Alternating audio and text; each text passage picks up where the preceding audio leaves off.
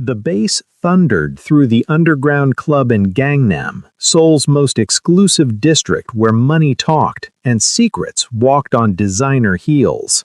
Adana Okonkwo stood at the entrance, her curves wrapped in midnight blue silk that caught the strobing lights like water catching moonlight. Her dark skin glowed with shea butter and confidence earned from surviving Lagos's cutthroat business scene. She wasn't here for the music. She was here because desperation wore many faces, and tonight, hers looked like opportunity. Her business, a modest import company connecting African artisans with Asian markets, was drowning. 3 months behind on warehouse rent, suppliers threatening to cut ties, her visa running on borrowed time. The expat network whispered about this place, owned by the Kang family. Not just any family. The family that controlled half of Seoul's underground economy and all of its untouchable connections. Her best friend and business partner, Ye-jin, had grabbed her shoulders 2 nights ago. You need capital, real capital, the kind banks won't give a Nigerian woman with no collateral. The club on Friday. Just network, just talk. That's what you're good at. Adana laughed bitterly. Network with criminals? Network with people who make things happen, Ye-jin corrected. Morality is expensive. We're broke. Now, stepping past the velvet rope with a forged invitation that cost her last clean money, Adana scanned the crowd.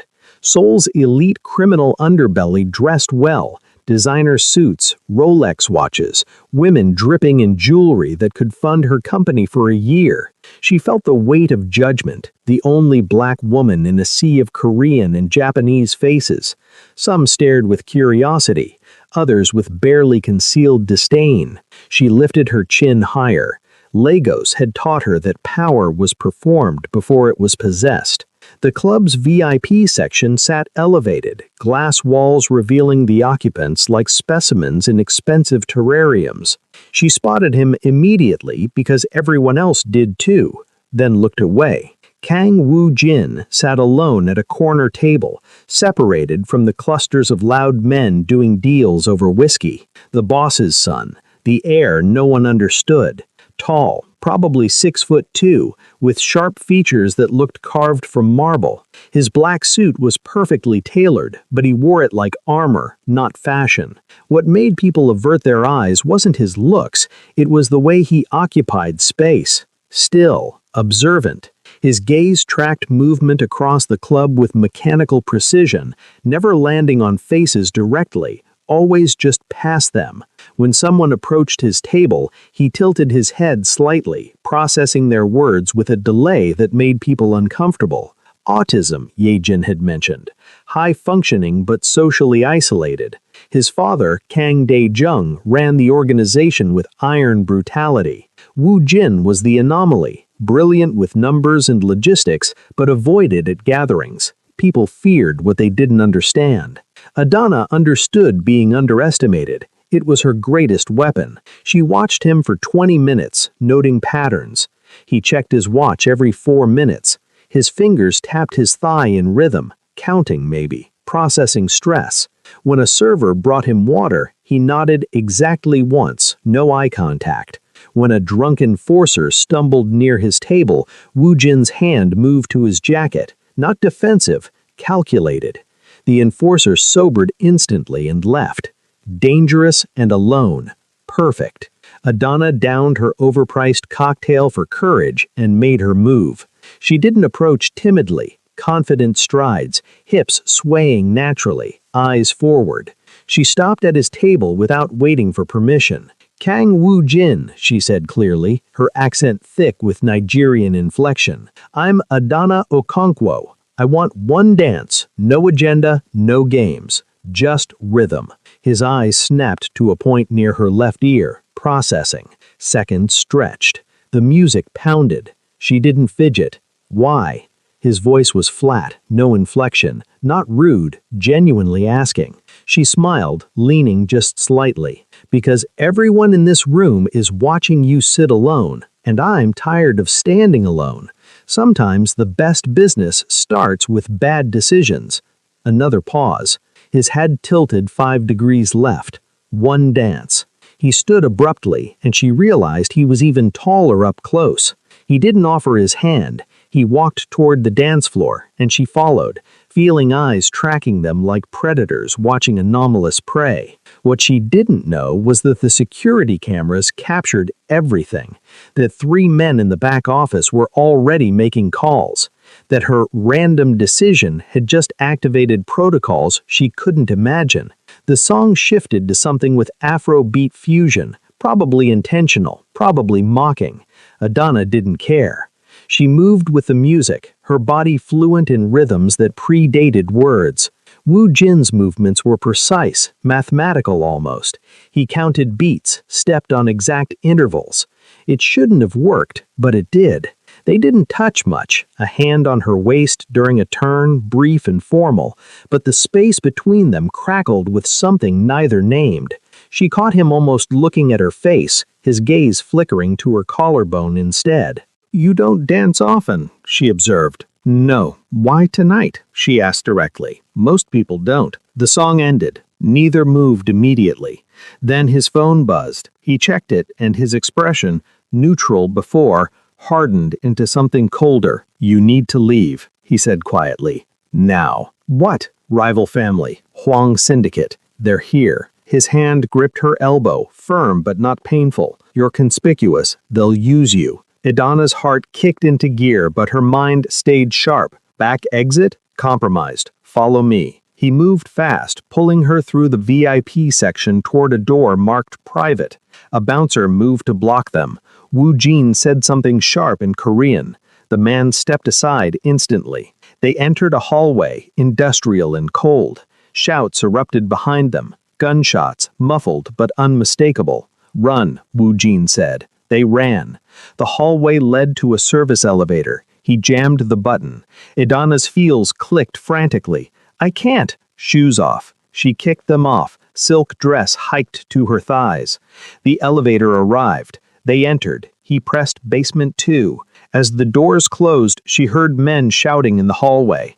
"This is insane," she breathed. "I just wanted to dance." He looked at her properly for the first time, eyes meeting hers for a brief, unsettling moment. "You chose wrong night, wrong person." The elevator descended.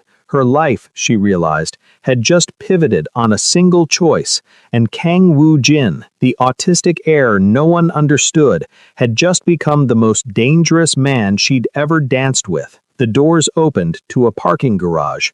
"Come," he said simply. She did, because in that moment, running with a stranger felt safer than facing what was behind them. What she didn't know was that safety was another illusion, and the chase had only just begun. The basement parking garage smelled like oil and concrete fear. Idana's bare feet slapped against cold floor as Wu Jin led her through rows of luxury vehicles, Mercedes, BMWs, a Maserati that probably cost more than her entire inventory. He moved with purpose, no hesitation, pulling a key fob from his pocket. Lights flashed on a sleek black Genesis G90. "Get in," he ordered, already rounding to the driver's side. Idana hesitated for half a heartbeat. Every survival instinct from Lagos screamed conflicting advice. Don't get in cars with strangers, but also adapt or die. She'd walked into worse situations with less information. She got in. The leather interior was immaculate, smelling faintly of sandalwood and something clinical. Wu Jin started the engine. It purred expensively and reversed with precision that felt robotic. No wasted movement. As they approached the exit ramp, he slowed, scanning. "Duck," he said. She complied instantly, folding herself below the dashboard. She heard the window lower, heard him speak rapid Korean to someone, presumably a guard. A tense exchange. Then the window rose and the car accelerated smoothly. "Stay down until I say." Idana's heart hammered against her ribs, but her mind cataloged details. His calm, the way he navigated without GPS, like the route was memorized. The phone mounted on the dashboard showing a map with moving red dots, tracking something, or someone. 3 minutes of driving. 4, 5, up. She sat up, looking back instinctively. The club's neon sign was blocks behind them, Seoul's nightscape spreading in every direction. Are they following us? 2 cars, maintaining distance. His eyes flicked to the rear-view mirror in precise intervals. They won't engage in public zones. They'll wait. Wait for what? Opportunity. He took a sharp right into a narrower street, then another left. The city blurred past. Adana gripped the door handle, watching his profile. Perfectly still except for his hands on the wheel. No sweat, no fear. This was routine for him. "Why did you help me?" she asked. "You asked." That's not an answer. He was quiet for several blocks. Then, "You weren't supposed to be there. Variables like you complicate situations. Simpler to remove the variable than manage the complication." She blinked. "I'm a variable? You're unaccounted for. That creates risk. So you saved me to reduce risk?" "Yes." Brutal honesty. She almost laughed. Most men would lie, say something noble. Lying requires tracking false narratives. Inefficient. They entered an underpass, orange lights strobing through the windows. Adana checked behind them. 1 car, black sedan, was still there, maintaining that careful distance. "They're still following," she said. "I know. Doesn't that worry you?" Worry is unproductive. Action is productive. He took a sharp right into a narrower street, then another left. The city blurred past. Adana gripped the door handle, watching his profile. Perfectly still, except for his hands on the wheel. No sweat, no fear. This was routine for him. "What did they want?" she asked. "To identify you, assess your value, possibly use you as leverage." "Leverage for what?" "Against my father, against me, against the family." He changed lanes with sudden sharpness, cutting off a truck. The driver's horn blared. The sedan mirrored the move. Adana's fingers dug into the leather seat. "And if they catch us?" "They won't." Not arrogance. Statement of fact. He took an exit without signaling, the car tilting on the ramp's curve. They plunged into a residential area. Narrow streets, old buildings with laundry hanging between them. He killed the headlights. Darkness swallowed them. The car's speed didn't decrease. Adana bit back a gasp as he navigated by memory, taking turns she couldn't see coming. Behind them, the sedan's headlights swept past an intersection they'd already left. Wu Jin pulled into an alley so narrow the mirrors nearly scraped brick walls. He stopped, engine idling. They sat in darkness, breathing synchronized with tension. Adana counted her heartbeats. 30, 40, 50. The sedan's engine growled past on the street beyond, searching, then faded. Wu Jin waited another full minute before backing out of the alley. He turned the headlights on, drove sedately now, blending with late-night traffic. "Safe," he said. Adana exhaled shakily. For now, he agreed. She studied him in the dashboard's glow. His expression hadn't changed once during the entire chase. No adrenaline rush, no relief, just that same mechanical calm. "Where are we going?" she asked. "Safe house, temporary location. You'll stay until situation resolves." "I didn't agree to that." "You got in the car. Agreement was implicit." She bristled. "That's not how consent works." For the first time, she saw something shift in his face. Not quite emotion, more like recalculation. "You want to leave." "I want to know my options." Option 1. I take you home. Huang family identifies your address within 2 hours. They pressure you for information about me, about tonight. You know nothing, which makes you useless. Useless variables are eliminated. Her stomach dropped. Eliminated? Killed, he clarified, without softening. Option 2, safe house, temporary protection. Situation resolves in approximately 48 to 72 hours. You return to your life. And option 3? There is no option 3. Adana closed her eyes. This was insane. She'd walked into that club looking for business connections, and now she was negotiating her survival with a man who spoke about murder like weather patterns. But Lagos had taught her one crucial skill: assess reality fast, adapt faster. Safe house, she said quietly. He nodded once. Practical choice. They drove in silence for another 15 minutes. Seoul transformed around them, from crowded districts to quieter neighborhoods with gates and guards, old money areas. Wu Jin pulled into an underground parking structure beneath a modern apartment complex. He parked in a reserved spot marked private, authorized only. Follow closely. Don't speak to anyone. They took an elevator to the 12th floor. The hallway was empty, carpeted in deep blue, smelling of expensive cleaning products. He stopped at door 1207, used 3 different keys and a fingerprint scanner. The door clicked open. The apartment was minimalist, clean lines, neutral colors, floor-to-ceiling windows with blackout curtains drawn, furniture that looked designed for function over comfort. No photos, no personal items, a space that could belong to anyone or no one. Guest room is there, he pointed to a door on the left. Bathroom attached, clothes in the closet, previous occupants, should fit approximately. Kitchen is stocked. Don't answer the door, don't go on the balcony, don't use your phone. Adonis stiffened.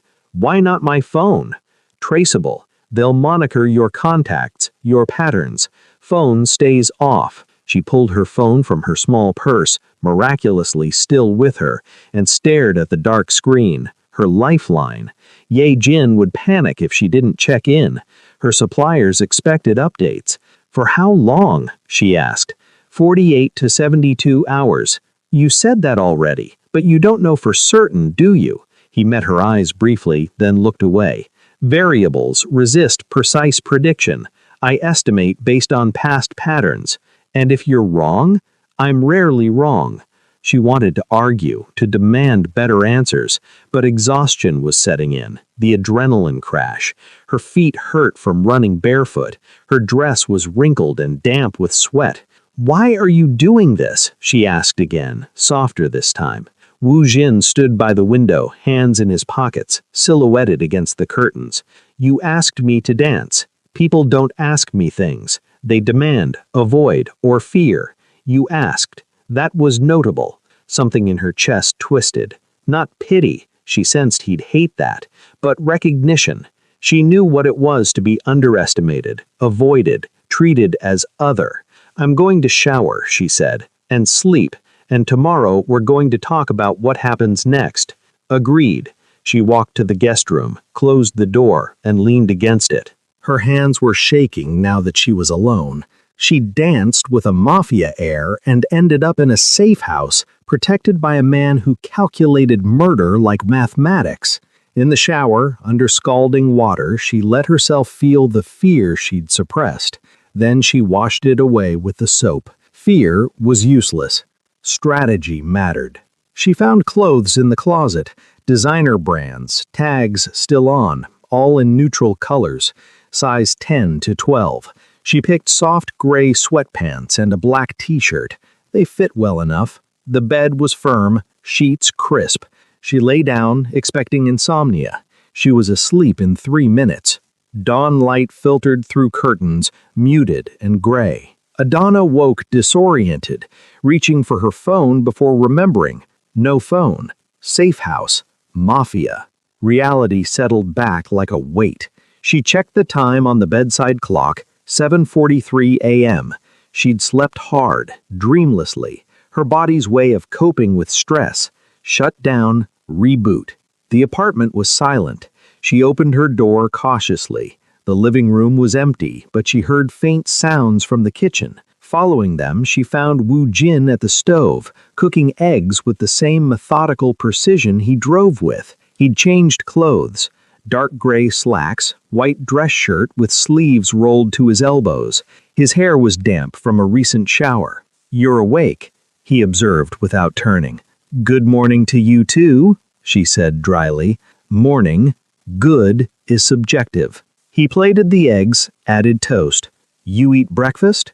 Usually, when I'm not being chased by criminals. You are currently still being chased by criminals. The chasing is simply paused. He set the plate on the small dining table, then prepared another for himself. Eat. We need to discuss logistics. Adana sat, eyeing the food. Perfectly cooked scrambled eggs, toast with butter and jam already applied. Do you do everything this precisely? Yes. Must be exhausting. No more exhausting than chaos. He sat across from her, began eating with measured bites. She ate too, realizing she was starving. So, logistics. The Huang family will investigate last night. They saw you with me. They'll identify you through club security footage, facial recognition, immigration databases. By noon today, they'll know your name, nationality, business, address, visa status, and financial situation. Her appetite vanished. That fast? Possibly faster. They have resources. And then what? Depends on what they want. If they want to pressure my family, they'll approach you as leverage. If they want to recruit you, they'll offer solutions to your problems in exchange for information. Adana's eyes narrowed. How do you know about my problems? I don't. But you came to a Mafia-owned club alone, dressed to impress, asking to dance with the air. You're not there for entertainment. You need something. People in need make patterns. He took a sip of water. I researched you this morning. How? I didn't tell you my last name. Facial recognition. Immigration database. Took 4 minutes. He said it without pride or apology. Adana Okonkwo, Nigerian national, entered South Korea 8 months ago on a business visa. Owner of Afro-Asia Bridge Import Company, specializing in textiles and artisanal goods. Currently 3 months behind commercial rent. Suppliers threatening contract termination. Visa expires in 6 weeks without proof of viable business income. She stared at him, fury and fear mixing. You had no right. You had every right. You're in my protection. I need to know what leverage exists against you. His tone remained flat, factual. The Huang family will know this too. They'll offer to solve your financial problems, clear your debts, extend your visa through political connections. In exchange, you inform on me. I don't know anything about you. You know I dance poorly but precisely. You know I avoid eye contact. You know I drove evasively without GPS. You know this address. Small details create patterns. Patterns create intelligence. He finished his eggs. They'll also threaten you. Deportation, business seizure, potential violence to encourage cooperation. Adana's hands clenched in her lap. So I'm trapped? Leverage for both sides? Currently, yes. You're very calm about this. Panic doesn't change variables. Strategy changes variables. She wanted to scream at his emotionless analysis, but another part of her, the part that survived Lagos's ruthless markets, recognized the value of his approach. Emotion was a luxury. Survival required cold math. What's your strategy? Make you useless as leverage. And how do you do that? Option 1, eliminate the threat. The Huang family's second son, Huang Tae-sung, was at the club last night. He's their intelligence officer. If he dies, their information network collapses temporarily, buying time. Adana's stomach turned. You'd kill someone to protect me? No. I'd kill someone to protect my family's interests. You're incidental. He stood, clearing plates. But option 1 is inefficient.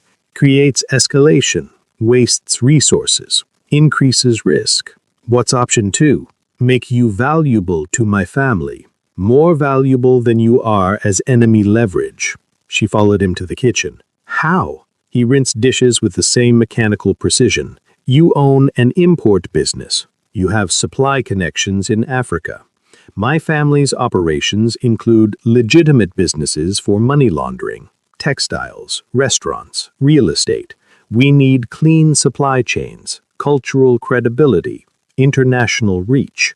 He looked at her, almost at her. You provide that. In exchange, we provide capital, protection, visa extension, and market access. Adana's mind raced. It was logical, brutal, but logical. You want to use my business as a front, yes, but also to genuinely profit. Dual purpose is efficient. He dried his hands on a towel, folding it precisely. You gain financial stability. We gain legitimacy. The Huang family loses leverage because harming you harms our shared interests. And if I say no, then you return to your previous situation plus new enemies. He met her eyes directly for 3 seconds, an effort, she realized. I don't coerce, Adana. I calculate optimal outcomes. You're free to choose suboptimal ones. She laughed bitterly. Some choice. Poverty and danger or partnership with criminals? Yes, but partnership means agency, means active participation in your survival, not passive victimhood. He paused. Lagos taught you this already, didn't it? You don't become a successful businesswoman in a foreign country by being passive. He was right, and she hated that he was right. What specifically would this partnership look like? She asked. I'll draft a contract proposal by this afternoon. You review it, negotiate terms. We both sign or we don't. He walked to the living room, gestured to the couch. In the meantime, you stay here. Rest. Think. I have calls to make. He pulled out a phone, not a smartphone, an older model, probably disposable. He stepped onto the small balcony, sliding the door shut behind him.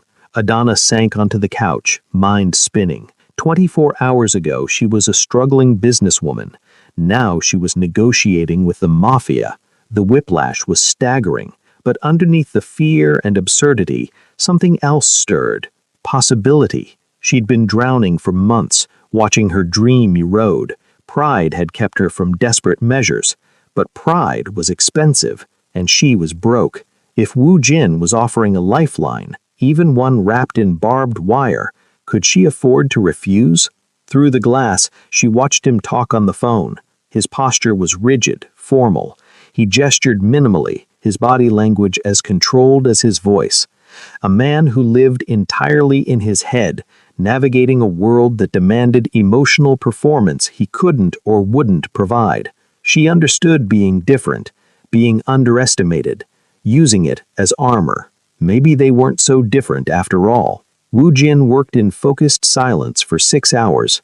Adana watched him from the couch, laptop open on the coffee table. His laptop. He'd provided it with strict instructions. No email, no social media, only offline documents. He sat at the dining table with multiple devices, typing with mechanical speed, occasionally making calls in terse Korean that she couldn't follow. Around 2 p.m., he made instant ramyun for lunch, prepared 2 bowls without asking if she wanted any, and placed one in front of her. They ate in silence. The noodles were perfectly cooked, exactly 3 minutes, she noticed, because he'd set a timer.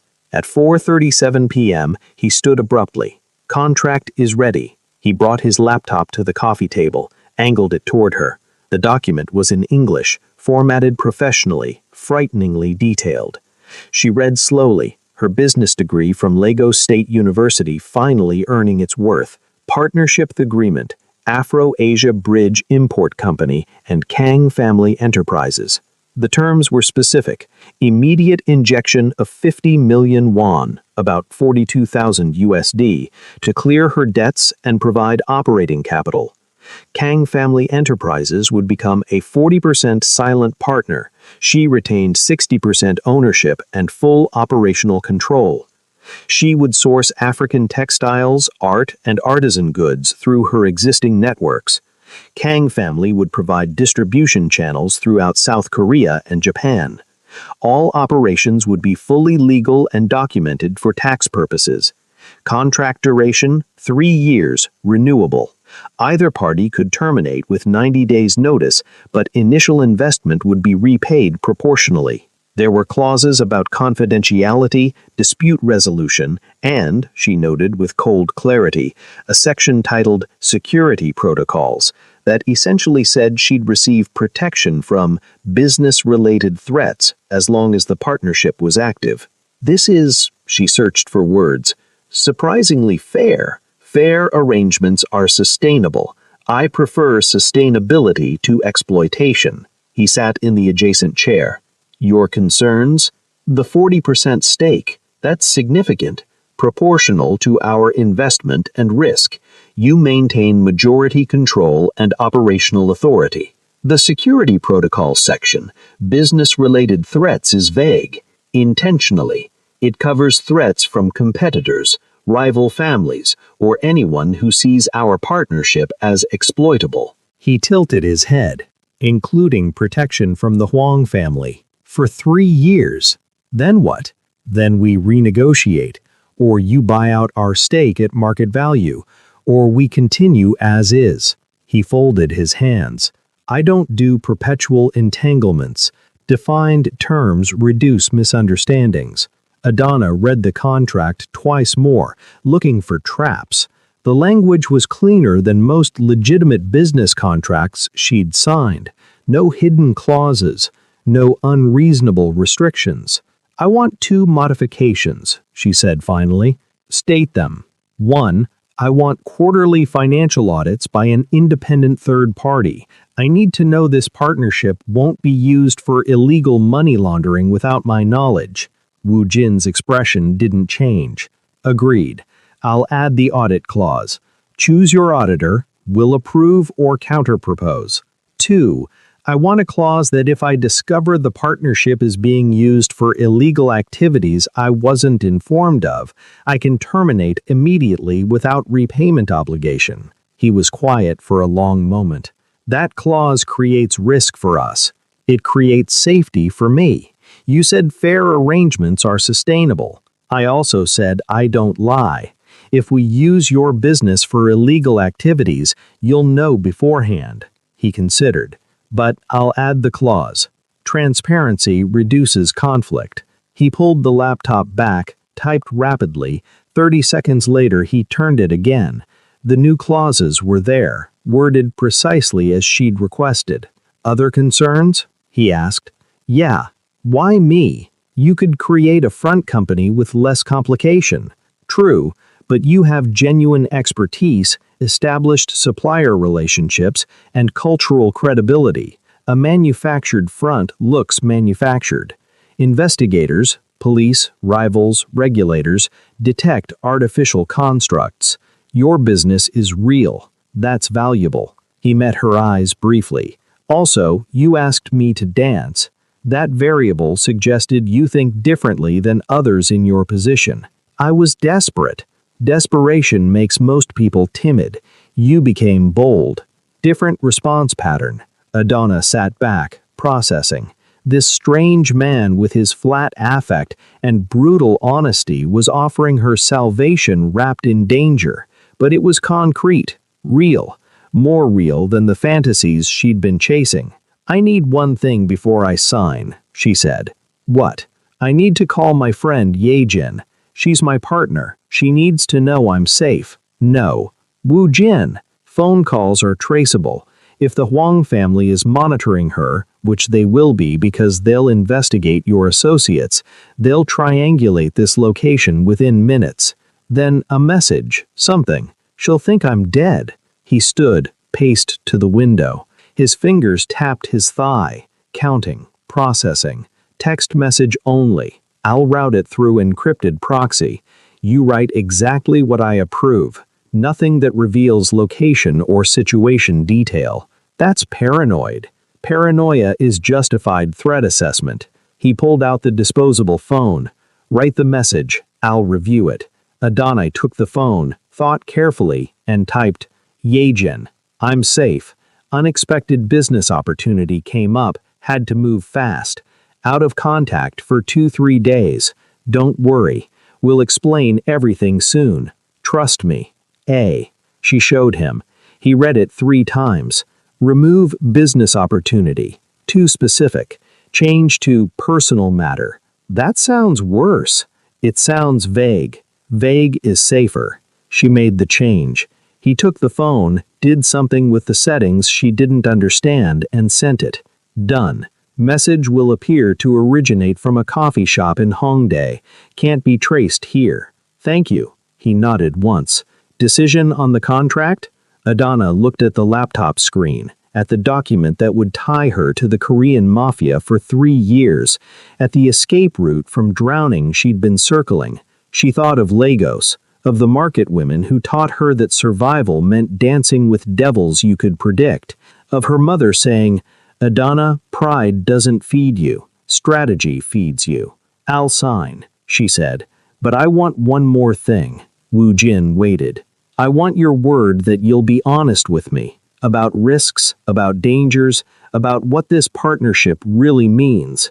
I don't need protection from the truth. I need the truth so I can protect myself." He looked at her fully then. 3, 4, 5 seconds of direct eye contact that seemed to cost him effort. "You have my word. I don't lie. It's inefficient, and I'm bad at it." She almost smiled. Almost. "Okay, where do I sign?" He pulled out a portable printer from a bag she hadn't noticed, because of course he'd brought a printer, and printed 2 copies. They signed both. He handed her one. "We're partners now," he said. "God help me. Statistically, you're better off than you were yesterday." "That's not comforting." "Truth rarely is." He checked his watch. "I need to brief my father. You stay here. Don't leave. I'll return by 9 p.m. And if you don't, then the Huang family found me. In which case, there's a go bag in the coat closet. Cash, passport, burner phone with 1 contact programmed. A smuggler who owes me a favor. He'll get you out of Korea." Her blood went cold. "You're serious?" "Always." He put on a jacket, checked something in the inner pocket. A gun, she realized with a jolt. "Lock the door behind me. 3 deadbolts. Don't open it for anyone except me." He left. She stood, locked the door as instructed. 3 heavy clicks. Then she walked to the window and stared at Seoul's sprawling cityscape. She'd just signed a deal with the devil. She'd just saved her business. Both were true. Now she had to survive what came next. Woojin returned at 8:47 p.m., 13 minutes early, she noted. He carried 2 bags of takeout that smelled like heaven.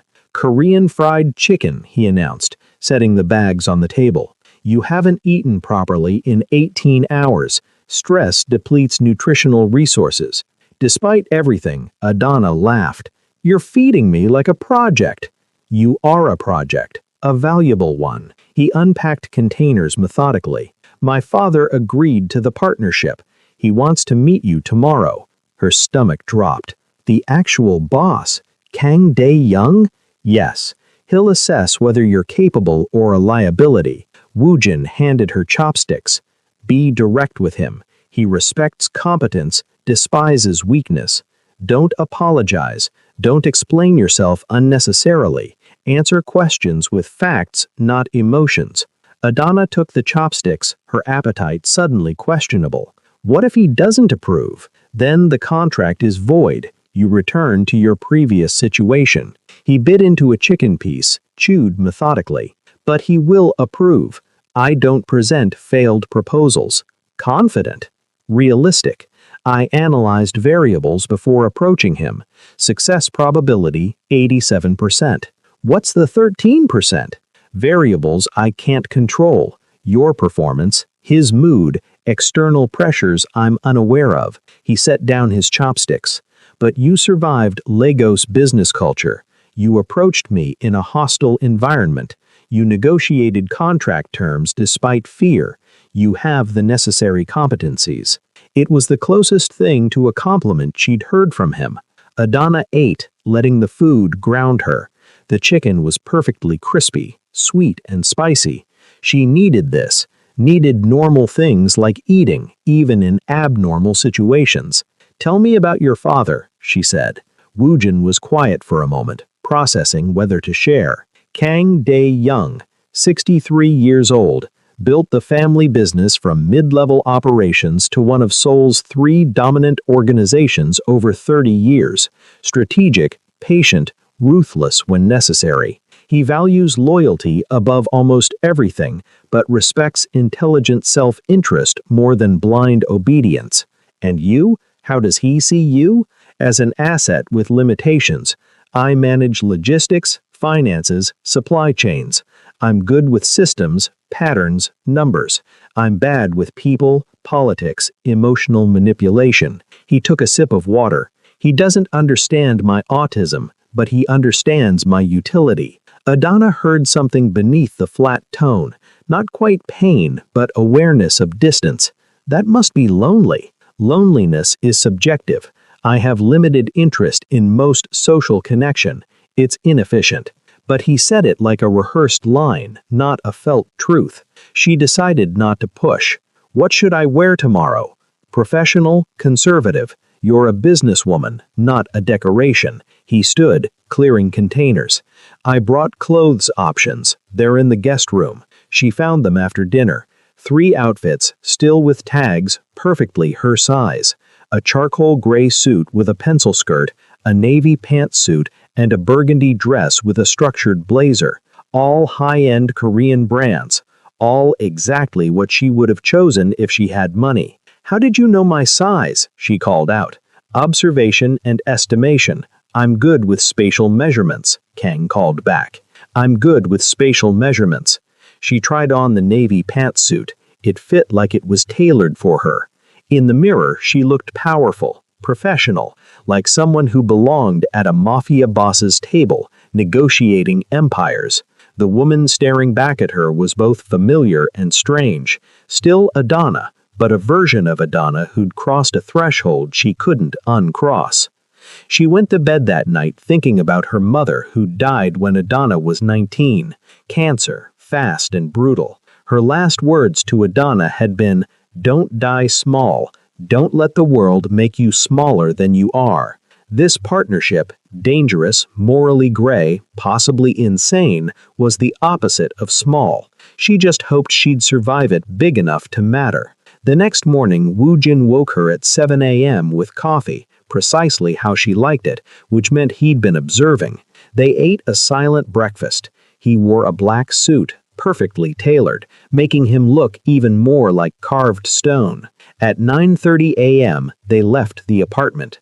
A different car this time, a dark blue sedan, less flashy. He drove them through Seoul's morning traffic with the same mechanical precision, heading towards Gangnam's business district. They pulled into an underground garage beneath a sleek high-rise. Legitimate businesses occupied the upper floors. Consulting firms, tech companies, import-export corporations. All, Adana assumed, owned or influenced by the Kang family. Woo Jin parked in another reserved spot. 15th floor. We'll take the private elevator. They did. The elevator was mirrored, showing Adana her reflection multiplied infinitely. Professional armor in place. Game face on. The elevator opened directly into a penthouse office.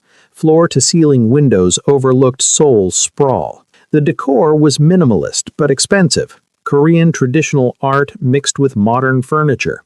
Everything in blacks, grays, and deep browns. 3 men stood as they entered. The one behind the desk was obviously Kang Da-jung. 60-something, silver hair perfectly styled, wearing a suit that probably cost more than Adana's entire inventory. His face was weathered but sharp, eyes that missed nothing. Power radiated from him like heat. The 2 flanking him were younger, maybe 40s, both in dark suits, both watching Adana with predatory assessment. "Father," Woo Jin said in English, presumably for Adana's benefit, "this is Adana Okonkwo." Kang Da-jung studied her for a long, uncomfortable moment. Then he smiled. Cold, calculating. "The woman my son danced with. Please, sit." Adana sat in the chair across from his desk. Woo Jin stood behind her, a silent presence. "My son tells me you're a businesswoman," Da-jung said, his English accented but perfect. "That you have supply connections in Africa we could utilize." "Yes, sir. I own Afro-Asia Bridge Import Company. We specialize in authentic African textiles, art, and artisan goods. Currently failing." She didn't flinch. "Currently experiencing cash flow challenges due to delayed payments from buyers and currency exchange complications. The business model is sound. The execution needs capital. And in exchange for our capital, we receive what? 40% stake, legal distribution channels for authentic African goods in Asian markets, and cultural credibility for your legitimate business operations. One of the flanking men, the one on the left, scoffed. We don't need cultural credibility. Jung raised a hand, silencing him. Don't we? The world is changing, Byung-hoon. Diversity is profitable. International connections are valuable. He leaned forward. Tell me, Miss Okonkwo, why should I trust a foreigner with access to my business operations? You shouldn't. Trust is earned. I'm offering transparency, quarterly audits, and contractual protections that benefit both parties. I don't need your trust. I need your investment. You need my expertise and connections. Silence. Heavy. Assessing. Then Jung laughed. Genuine, surprised. You're direct. I like that. He looked at Wu Jin. She's better than the last 3 proposals you brought. The last 3 proposals were money laundering fronts with no substance. This has substance. Jung turned back to Adana.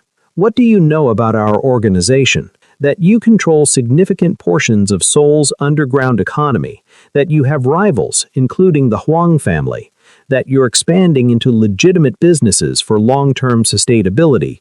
She met his gaze. And that you're smart enough to recognize opportunity even when it comes wrapped in unexpected packaging. Unexpected packaging, Jung repeated, amused. Is that what you are? I'm a Nigerian woman with business savvy and cultural connections you can't buy. Yes, I'm unexpected. That's exactly why this works. The man on the right, silent until now, spoke in Korean to Jung. A rapid exchange. Adama caught Wu Jin's slight head tilt, listening, processing. Jung responded, then switched back to English. My advisor suggests you might be a risk, that foreign nationals are unpredictable. Every business partnership is a risk. I'm offering calculated risk with tangible returns. Your son did the math. I trust his calculations. Jung's eyebrows rose. You trust your son's calculations? He hasn't lied to me yet. Everyone else in my industry has. Another silence. Jung exchanged a glance with Wu Jin that Adana couldn't read. Then he stood, walked to the window, hands clasped behind his back. My son is brilliant with systems, he said quietly, but he struggles with people. They confuse him, bore him, or irritate them. He turned. Yet he brought you here, invested time in researching you, drafting a contract, convincing me. That's unusual. Adana said nothing, sensing this wasn't a question. I'll approve this partnership on 3 conditions. 1. You report directly to Wu Jin, but I receive monthly summaries. 2. Any expansion beyond the initial agreement requires my personal approval. 3. If you betray this family, the consequences will be severe and permanent. Understood, Adana said. My conditions: quarterly independent audits, transparent communication about how my business is utilized, and the right to terminate if illegal activities I'm not informed of are discovered. Already in the contract, Wu Jin interjected. Jung smiled. Smart woman, we have an agreement. He extended his hand. Adana shook it. His grip was firm, testing. Welcome to the family, Miss Okonkwo, he said. Don't make me regret this. I don't intend to, sir. They were dismissed. In the elevator, descending, Adana exhaled shakily. You did well, Wu Jin said. I thought I was going to pass out. You didn't. That's what matters. He checked his phone. Transfer will process today. Money will be in your business account by tomorrow morning. We'll start operations immediately. Reality crashed over her. This was real. Happening. She'd just partnered with the Korean Mafia. Wu Jin, she said quietly, thank you for believing this could work. He looked at her, brief, uncomfortable eye contact. I don't believe, I calculate. The math supported this. Still, thank you. He nodded once. You're welcome. The elevator doors opened to the garage. Her old life was upstairs behind them. Her new life was ahead, unknown and dangerous. She walked into it with her head high, because small was no longer an option. The money appeared in her account at 9:47 a.m. the next morning. Adana stared at her phone screen, the banking app showing numbers she hadn't seen in months. 50 million won. Real. Tangible. She immediately transferred payments to her warehouse landlord, her textile suppliers in Lagos and Accra, her shipping company. Each transaction felt like releasing a breath she'd been holding for months. Yejin called at 10:15. Adana answered, stepping onto the safe house balcony where Woo Jin had made his calls. "Adana, where the hell have you been?" Yejin's voice was frantic. "Your vague text, then silence." "I'm sorry. I know. Listen, something incredible happened." Adana spoke carefully, aware Woo Jin might be listening. "I found an investor. Major investor. The business is saved." Silence. Then, "What kind of investor?" "The kind that works fast." "Yejin, the money's already transferred. I paid everyone. We're operational again." That's amazing, but Adana, who are these people?" "A Korean family business group. They want to expand into African imports. It's legitimate. I saw the contracts." Not entirely a lie. The contracts were real, even if the family business had other dimensions. "And the price? 40% stake. I keep majority control. It's fair, Yejin." Another silence. Yejin knew her too well. "You sound different." "I'm relieved. I've been drowning, and now I can breathe. Just be careful. Fast money usually has sharp edges." "I will. I promise. Can you meet me at the warehouse tomorrow? We need to plan the first shipment." They made arrangements. When Adana hung up, she found Woo Jin standing in the doorway. "Your friend is suspicious," he observed. "She's protective. It's what friends do. Emotional attachment creates vulnerability. It also creates support systems. You should try it sometime." She regretted the sharpness immediately, but he didn't seem offended. "I have support systems. They're just transactional and clearly defined." He handed her a tablet. "First order specifications. Review them." The tablet showed a detailed proposal. 500 meters of Ankara fabric in 10 different patterns, 200 pieces of handcrafted brass jewelry, 100 carved wooden masks, 50 leather bags. All items she had direct supplier access to. "This is ambitious. Your suppliers can deliver?" "Yes, but it'll take 3 weeks minimum. Shipping, customs, quality control." 2 weeks. I've arranged expedited customs processing." She looked up sharply. "How?" "We have people in customs. That's the advantage of this partnership." "Right. The criminal advantage." She swallowed discomfort. 2 weeks. I'll make it happen." "Good. There's a meeting this afternoon. Potential buyer for the first shipment, a boutique chain owner. You'll present the product line." "Me? You're the expert. I'm the money. Play to strengths." He took back the tablet. "Meeting is at 3 p.m. Dress professionally.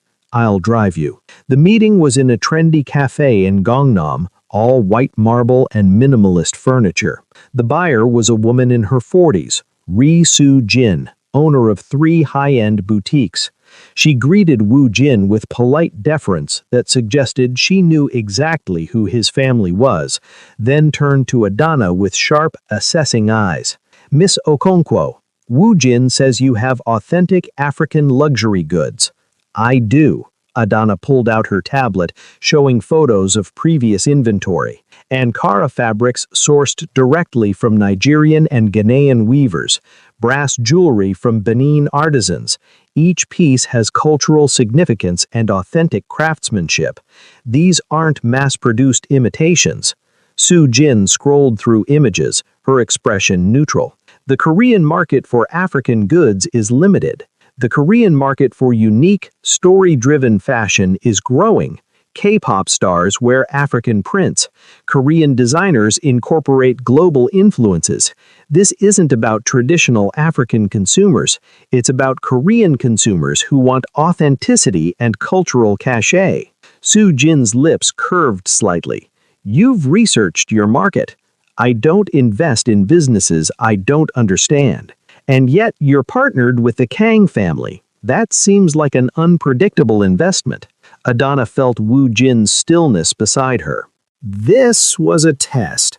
I'm partnered with Kang Enterprises because they understand efficiency and profit. We share business objectives. Su Jim studied her for a long moment. Then she set down the tablet. I'll take 300 meters of fabric, 100 jewelry pieces, and 50 bags. Trial order. If they sell, we discuss expansion. 40% deposit, Adana said smoothly. Standard terms for new buyer relationships. 20%. 30, and I include 10 masks as promotional pieces for your store displays. Sujin smiled. Deal. I like you, Miss Okonkwo. You're tougher than you look. I have to be. They shook hands. Wu Jin had barely spoken the entire meeting. On the drive back, Adana felt energized despite her exhaustion. You were effective, Wu Jin said. Thanks. So were you. I didn't speak. Exactly. Your presence established credibility. My expertise closed the deal. Like you said, play to strengths. He almost smiled. Almost. Back at the safe house, Adana spent the evening emailing suppliers, arranging logistics, feeling like herself again. Purpose, direction, control. Wu Jin worked at his laptop across the room, occasionally making calls. Around 9 p.m., his phone buzzed differently, urgent, sharp. He answered, listened, his face hardening.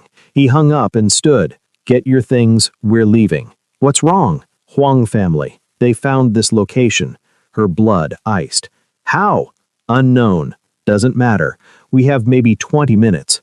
He was already moving, grabbing a go bag from the closet. Take only what you can carry. Now. Adana rushed to the bedroom, grabbed the clothes he'd bought her, stuffed them in a small backpack with her documents and laptop. Her hands shook, but her mind stayed sharp. This was Lagos instinct. When danger came, you moved fast. She met him in the living room. He was checking a handgun, sliding it into his jacket. Stay close to me. Don't separate for any reason. His voice was flat, but his movements were faster than usual, stress showing in acceleration. They took the stairs instead of the elevator, 15 flights down. Adana's legs burned by the 10th floor. Wu Jin maintained a punishing pace.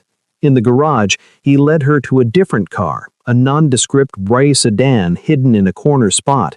Get in, low profile. She did. He drove out of the garage normally, no speeding, blending with traffic, but Adana saw him checking mirrors constantly, his jaw tight. Where are we going? She asked. Different safe house, more secure. They drove for 30 minutes, winding through neighborhoods Adana didn't recognize. Finally, he pulled into the garage of an older apartment building in a quiet residential area. Here? She asked. Less obvious. No security cameras, cash-only rental under a false name. He grabbed both bags. 12th floor. Stairs again. The apartment was smaller than the previous one. Older but clean.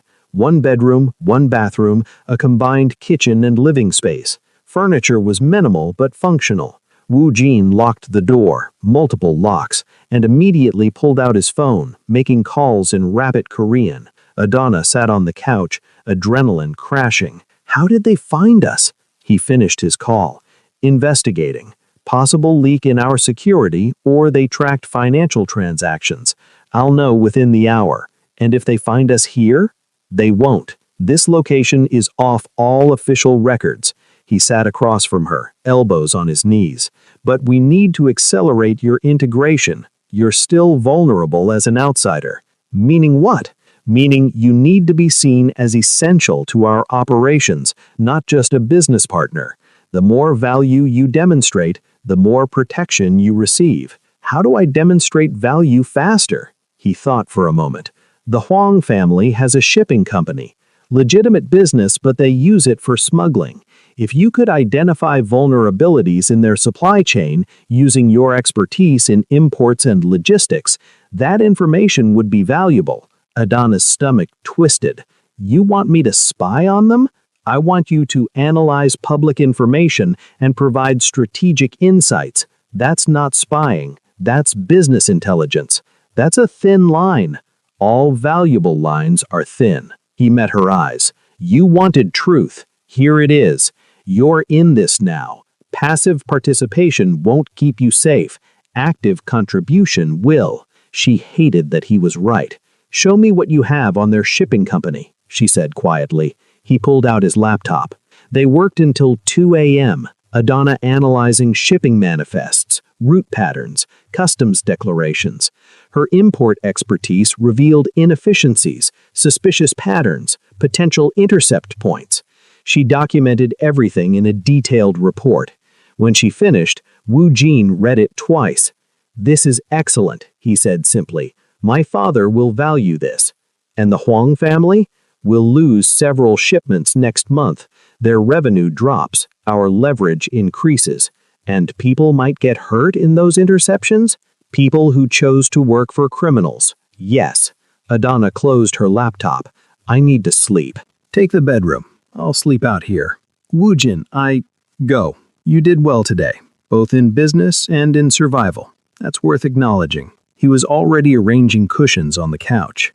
In the bedroom, Adana lay in darkness, listening to unfamiliar sounds. This neighborhood was quieter, less city noise. She could hear her own breathing. She'd just helped plan an attack on a rival criminal organization. She'd just secured her business and possibly her life. Both were true. She fell asleep trying to decide which truth weighed more. 3 days passed in the smaller safe house. 3 days of Adana coordinating shipments from her laptop, video calling suppliers, finalizing the Su Jin order while Wu Jin orchestrated something larger she wasn't fully privy to. He'd disappear for hours, return with tension in his shoulders, make calls in clipped Korean. On the 4th morning, he woke her at 5 a.m. Get dressed, operational clothes, dark, practical, we're going out. Where? She sat up, groggy. To watch your intelligence work. The Huang shipment intercepts today. You should see the results of your analysis. Her stomach dropped. You want me there? You're part of this operation. You should witness the outcome. His tone was matter-of-fact. Also, it's safer than leaving you here alone. Huang's surveillance has increased. 20 minutes later, they were in the gray sedan driving through Seoul's pre-dawn darkness. Wu Jin handed her a thermos of coffee. Black, no sugar, exactly how she'd started drinking it. Where are we going exactly? She asked. Port of Enching. The Huang family has a container shipment arriving at Pier 7. Your analysis identified it as carrying smuggled electronics, declared as textiles to avoid inspection. We've arranged for an anonymous tip to customs. So we're just watching customs do their job? We're watching your work change the landscape. He glanced at her. Also ensuring no complications arise. They drove for an hour, the city giving way to industrial zones and port infrastructure. Massive cranes loomed against the lightening sky. Ships lined the docks like sleeping giants. Wu Jin parked on a hill overlooking Pier 7, handing her binoculars. Below, a container ship was being unloaded. Customs officials in yellow vests moved with purpose toward a specific container. Orange, marked with Huang shipping logos. That's the one, Wu Jin said quietly. Your report identified the discrepancy between declared weight and actual weight. Customs noticed. Adana watched through the binoculars as officials opened the container. Even from this distance, she could see the moment of discovery, urgent gestures, radio calls, more officials converging. They found it, she whispered. Estimated value 200 million won in smuggled goods. Huang family loses the merchandise, pays heavy fines, and faces increased customs scrutiny for months. Wu Jin checked his phone. Your analysis identified 3 other vulnerable shipments. We're hitting all of them this week.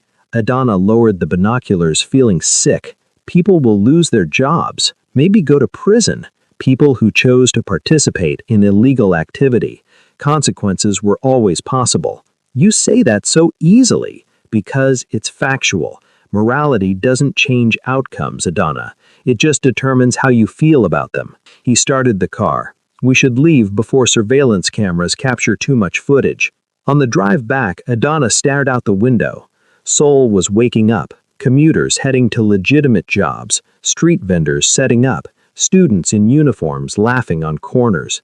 Normal life. happening alongside the shadow world she'd entered. "Do you ever regret this life?" she asked quietly. Wu Jin was silent for several blocks. "Regret implies I had meaningful alternatives. I was born into this family. My autism makes normal employment difficult. This work uses my skills without requiring social performance I can't provide." He merged onto the highway. "So, no, I don't regret what I didn't choose. But you choose to stay. Leaving would require resources, planning, and cutting ties completely. The cost-benefit analysis doesn't favor it." He glanced at her. "Do you regret signing the contract?" She thought honestly. "Ask me in a month." "Fair." Back at the safe house, Wu Jin made breakfast while fielding calls. Adana overheard fragments. His father's voice, sharp and pleased. Another voice she didn't recognize, reporting numbers. When he hung up, he turned to her. "My father wants to meet with you this afternoon. He's impressed with the Huang operation results." "That's good, right?" "Very good. It means you're transitioning from probationary asset to valued contributor." He served eggs and toast. "It also means increased expectations." The meeting was at a different location, a traditional Korean restaurant in an upscale district, closed to the public for a private event. Adana wore the burgundy dress and blazer, armor for a different kind of battle. Kang Dae-jung sat in a private room with 4 other men, senior members of the organization, Adana guessed. The room was elegant, traditional, with low tables and floor seating that made her grateful for the pantsuit option she'd declined. "Ms. Okonkwo," Dae-jung greeted warmly. "Please, sit. We're celebrating." She sat beside Wu Jin. Food was already laid out. Elaborate Korean dishes she didn't recognize but looked expensive. "Your analysis cost the Huang family significant resources and credibility," Dae-jung continued. "In 1 week, you've provided more actionable intelligence than our last 3 consultants combined." "I simply applied my expertise to available data," Adana said carefully. "Humble, but unnecessary. Take credit for your work." Dae-jung raised a glass of clear liquid, soju probably, "to our newest strategic partner." The men raised their glasses. Adana accepted one, sipped cautiously. It burned smooth. "I have a question," said one of the men, the same Byung-hun who'd scoffed at her during the first meeting. "How do we know you're not feeding information to the Huang family, playing both sides?" Tension crystallized. Wu Jin stiffened beside her. Adana met Byung-hun's gaze directly. "Because I'm not stupid. Playing both sides requires trust from both, and I have trust from neither yet. It also requires believing I could outsmart everyone in this room." She smiled coldly. "I'm confident, not delusional." Byung-hun stared, then laughed. "Good answer." "Also," Wu Jin interjected, "she has no contact with the Huang family and is under surveillance that would detect any unauthorized communication. Trust is irrelevant. Verification is sufficient." Adana felt a chill. She was under surveillance? She filed that information away. The conversation shifted to business, upcoming operations, territory negotiations, legitimate expansion plans. Adana listened carefully, learning the ecosystem. The Kang family controlled imports, some construction, and several nightclubs.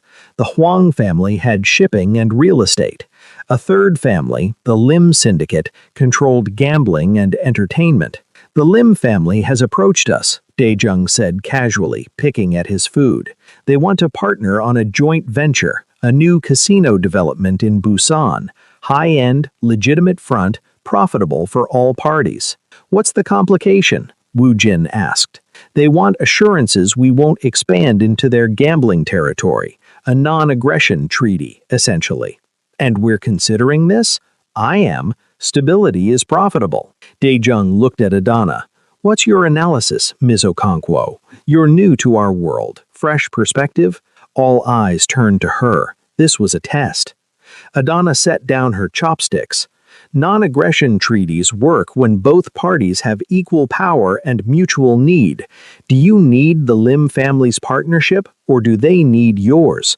"They need ours," Dae-jung said. "We have capital and political connections they lack. Then the treaty favors them more than you. They get security without equivalent concession. She paused. Unless you negotiate for something beyond non-aggression, market access, profit sharing on other ventures, or intelligence sharing. Daejung smiled slowly. Wu Jin, your partner, thinks like a negotiator.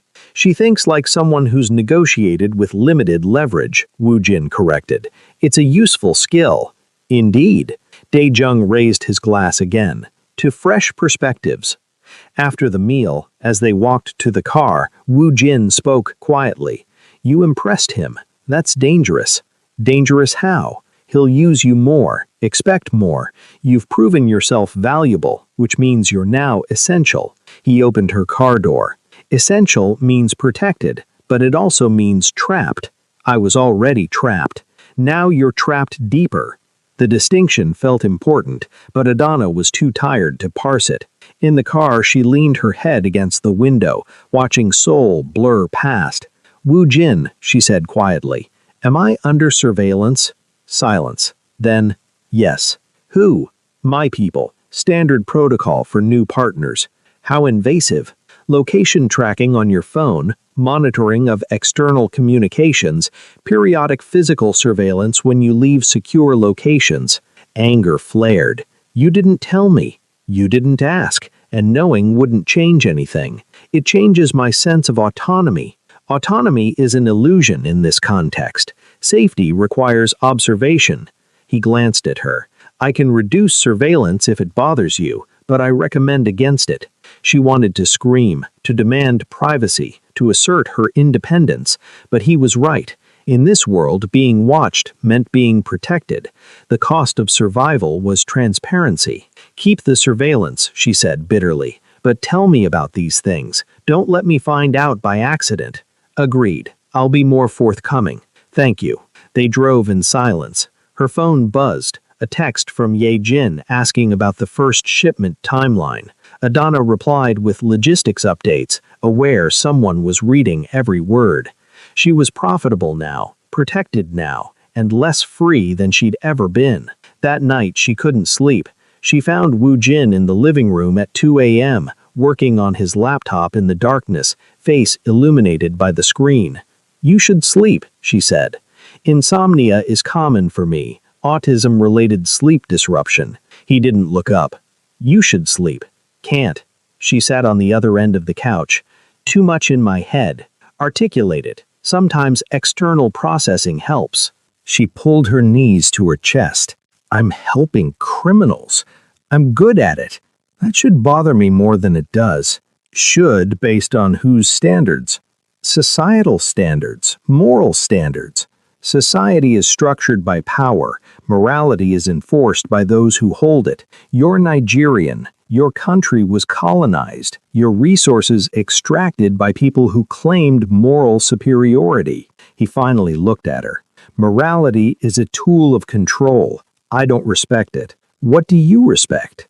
Consistency, competence, clear communication, keeping agreements. He closed his laptop. You've kept our agreement. You've been competent and consistent. That's worth more than abstract morality. That's a cold way to live. It's an honest way to live. Most people lie to themselves about their morality. I don't have the energy for self-deception. Adana studied him in the dim light. Do you have friends, Wu Jin? Real friends? No. I have business associates, family members, and one strategic partner who asks too many questions at 2 a.m. She smiled beside herself. I'm a strategic partner? What else would you be? Something in her chest ached. Right. What else? She went back to bed, but sleep didn't come easier. In the darkness, she wondered what it cost him to live so alone, and whether she was slowly joining him there. The first shipment arrived 2 weeks later. Adana stood in her warehouse, newly renovated with Kang money, watching workers unpack vibrant Ankara fabrics, brass jewelry that caught the fluorescent lights, carved masks with faces that held centuries of story. Ye Jin stood beside her, eyes wide. This is incredible. This is more than we've ever had. I told you, real investor, real capital. Ye Jin touched a fabric bolt, geometric patterns in gold and deep blue. And they're really okay with you having operational control? As long as I deliver results, yes. Adona checked her tablet. Su Jin's order goes out tomorrow. I've already got 2 more boutique inquiries and a department store interested in a pilot program. You sound different, Ye Jin said quietly. More confident. Almost what? Ruthless. The word stung because it was true. 3 weeks with the Kang family had changed her. She negotiated harder, calculated colder, saw people as variables in equations rather than individuals with stories. Is that bad? Adana asked. I don't know. I hope not. Wu Jin arrived at 4 p.m. in a black sedan with 2 men Adana didn't recognize. Security, she realized. He barely glanced at them as he entered the warehouse, surveying the inventory with his characteristic systematic sweep. Quality, he asked. Excellent. My suppliers delivered exactly as promised. He picked up a brass bracelet, examined it with surprising care. This is well crafted. Benin artisan, 3 generations of metalwork in his family. The story matters to buyers? Story is half the sale. People don't just buy objects. They buy meaning, authenticity, connection. She took the bracelet back. That's what you can't manufacture in a factory. Interesting. I calculate value in function and price. I didn't consider narrative value. That's why you need me. He almost smiled. Yes, that's exactly why. Ye Jin appeared with coffee, stopped short seeing Wu Jin. Adana made introductions. Ye Jin Park, my business partner. Ye Jin, this is Kang Wu Jin, our primary investor. Ye Jin bowed formally. Wu Jin nodded once, not quite meeting her eyes. Ms. Park, Adana speaks highly of your organizational skills. Thank you, Mr. Kang. Your investment saved our business. Awkward silence. Wu Jin looked at Adana. I need to speak with you, privately. They stepped into her small office. Wu Jin closed the door. We have a complication, he said without preamble. The Hang family knows you're connected to us now. They've been asking questions. Adana's pulse jumped. What kind of questions? About your role, your background, whether you're coerced or willing. They're trying to determine if you're vulnerable or loyal. And if they decide you're vulnerable, they'll try to turn you, offer you deals, make threats, pressure you through your business or your visa status. He pulled out his phone and showed her a photo. This man, Huang Tae-sung, he's been spotted near your warehouse twice this week. He's their intelligence officer. The man in the photo was 30s, expensive suit, cold eyes. What do I do if he approaches me? Don't run, don't engage beyond surface pleasantries. Record everything if possible. Report to me immediately. Wu Jin pocketed his phone. But there's a more proactive option, which is, you approach him first, on our terms, in a controlled environment. You demonstrate that you're not afraid and not vulnerable. Adana's stomach twisted. You want me to walk up to a dangerous man and what? Have coffee? Yes. Public place, daytime, multiple witnesses. You make it clear you know who he is and you're not interested in whatever he's offering. Wu Jin leaned against her desk. It's a power move, shows confidence. Or it gets me killed. He won't kill you in public. Too visible. The Huang family is calculating, not reckless. You're asking a lot. I'm asking you to be who you were when you walked into that club and asked me to dance. Bold, strategic, unafraid. She wanted to argue, but he was right. Hiding made her prey. Confronting made her a player. When? She asked.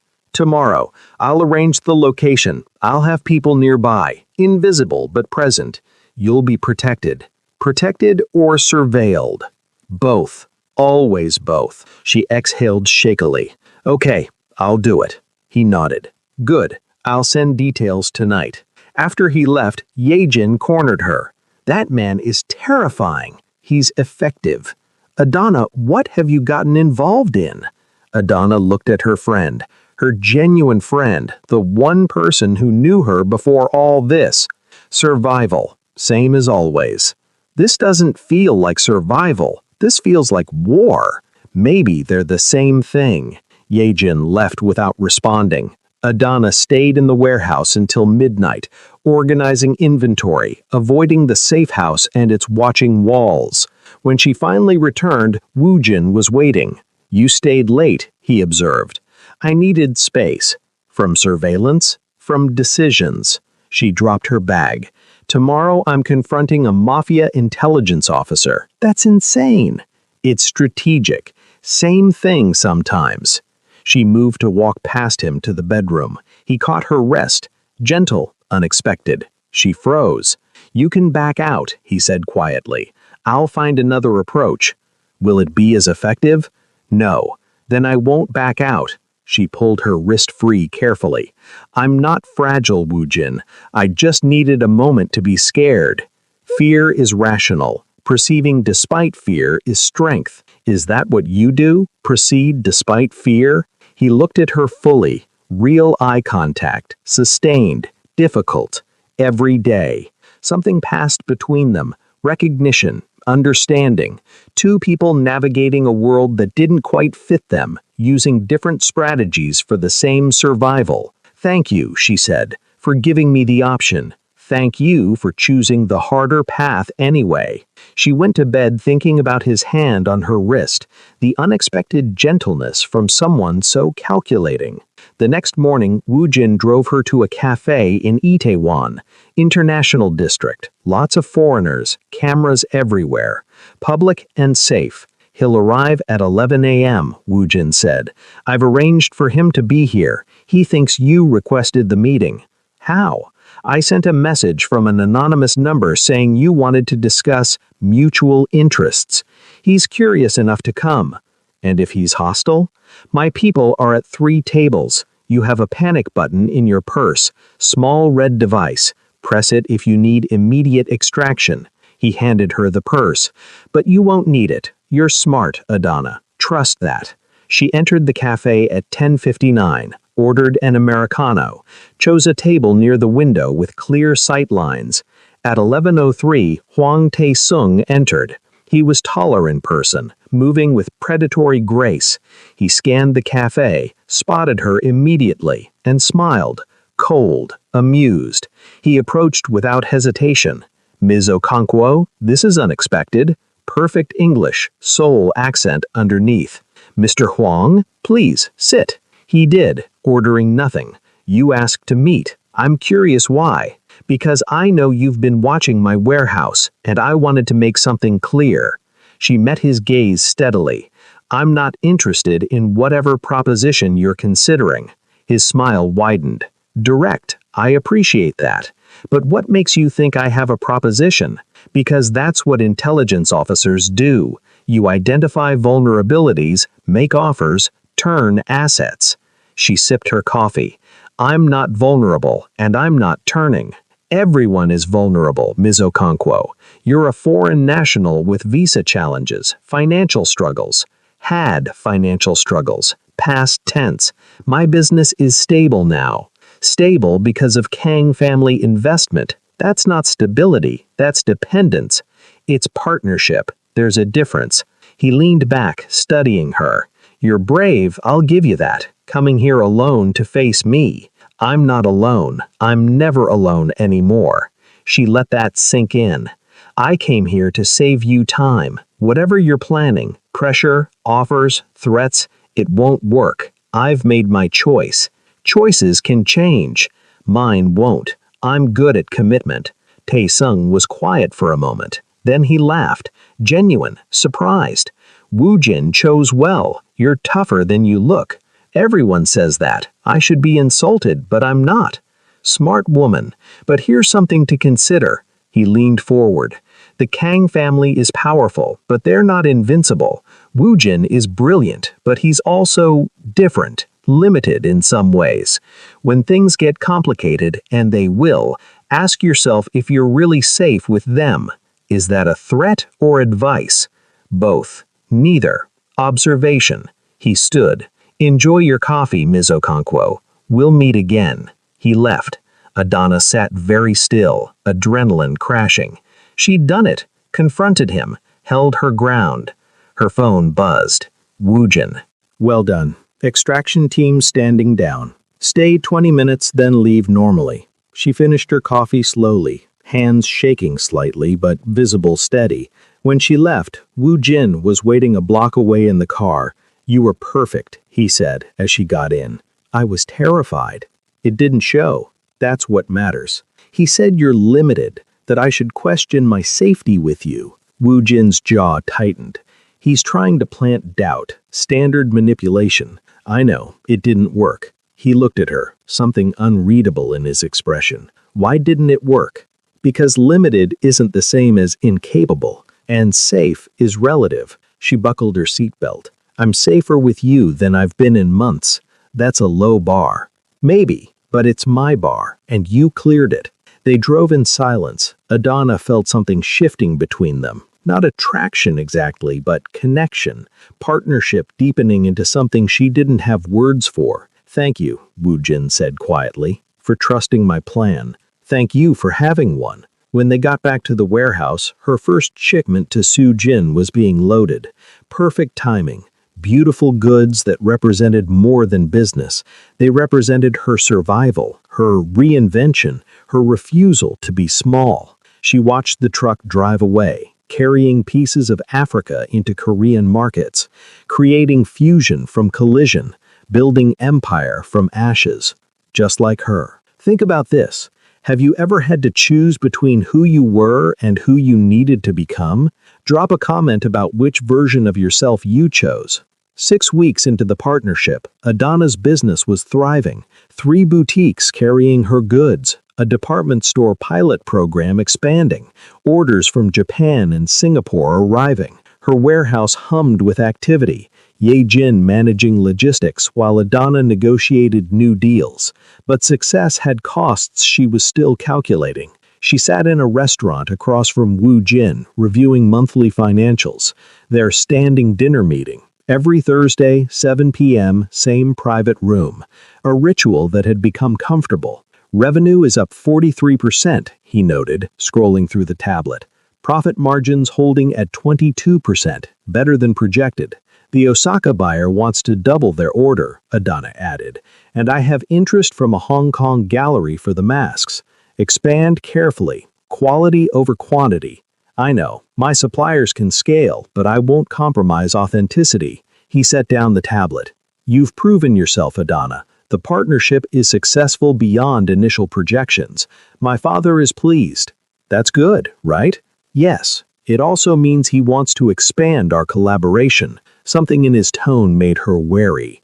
Expand how? Woo Jin poured water into both their glasses with mechanical precision. He wants you to travel to Lagos next month. Meet with your suppliers in person, establish deeper connections, explore additional product lines.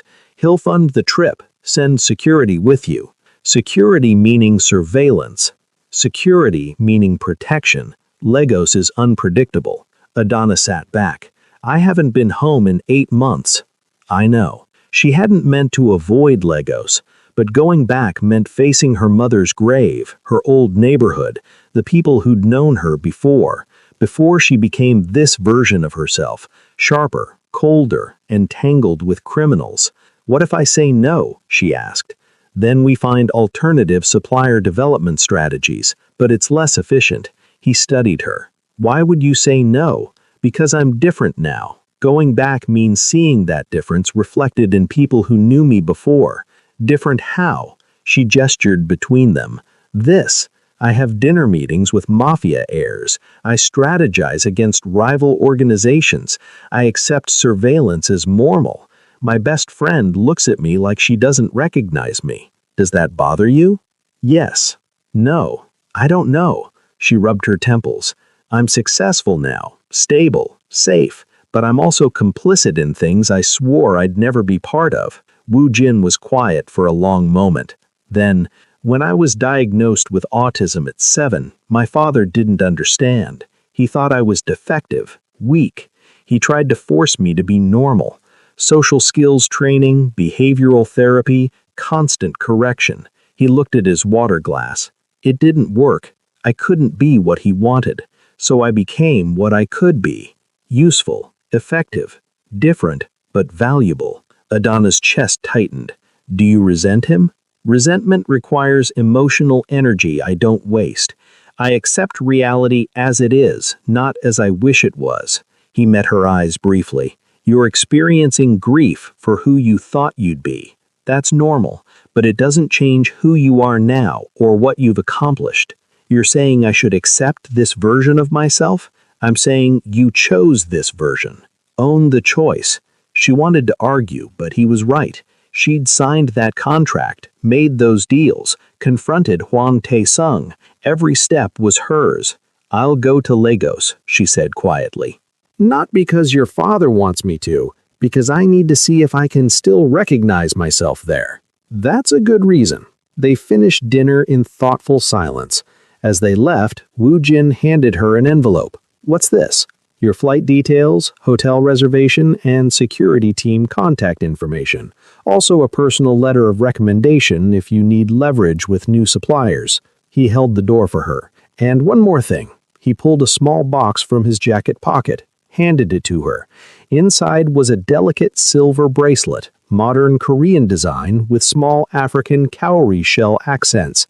I had this made, he said, uncharacteristically hesitant. Fusion design. Korean craftsmanship, African elements. I thought it represents the partnership, what we've built. Adana stared at the bracelet, throat tight. It was beautiful, thoughtful, personal in a way Woo Jin rarely allowed. This is... Thank you, she managed. You don't have to wear it. I just wanted you to have something tangible. Success metrics aren't always sufficient acknowledgement. She slipped it on her wrist. It fit perfectly, catching the street light. It's beautiful, Woo Jin. Functional and aesthetic. I researched extensively. She smiled despite the emotion welling up. Of course you did. In the car, she kept glancing at the bracelet.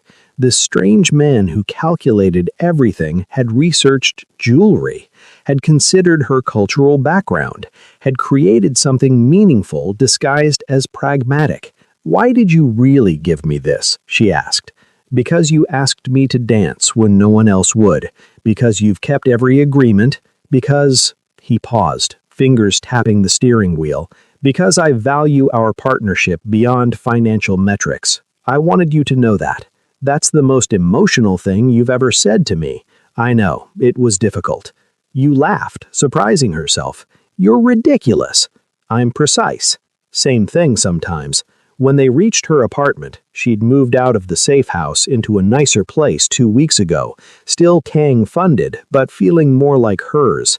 Woo Jin walked her to the door as he always did. Security protocol. Thank you, she said again, for the bracelet, for understanding about Lagos. You're welcome. Travel safely, report any complications. She nodded, unlocked her door, then impulsively she hugged him. Brief, quick. Before he could process or retreat, he froze, every muscle rigid. She pulled back immediately. Sorry, I know you don't like... It's fine, just unexpected. He adjusted his jacket, clearly uncomfortable but not angry. Good night, Adana. Good night. She watched him leave, feeling the ghost of that hug, his surprise, his rigidity, but also, maybe she imagined it, the split second before she pulled away when his hand almost moved toward her back. Progress, maybe. Or wishful thinking. 2 weeks later, Adana landed in Lagos. The heat hit her like a wall. Familiar, suffocating, home. Murtala Muhammad International Airport was chaos incarnate, bodies pressing, voices shouting, the smell of sweat and jet fuel and street food. Her security team, 2 Korean men, silent and efficient, stayed close. They looked absurdly out of place, pale faces among Nigerians moving like water, flowing and unpredictable. Outside, Lagos sprawled in its magnificent disorder. Traffic clogged every artery. Donfos, yellow buses, honked aggressively. Street vendors hawked everything from phone chargers to roasted plantains. The city screamed with life. Adana felt something inside her crack open. This was home. Chaotic, beautiful, impossible home. Her hotel was in Victoria Island, luxury compound with walls and guards separating wealth from want. Her security team swept the room before leaving her alone. She stood at the window, staring at Lagos's skyline. 8 months ago, she'd left this city desperate, drowning in failed dreams. Now she was back, funded by Korean criminals, successful beyond what she'd imagined. She touched the bracelet on her wrist. Fusion, collision, survival. The next morning, she visited her mother's grave, cemetery in Yaba, overcrowded and overgrown.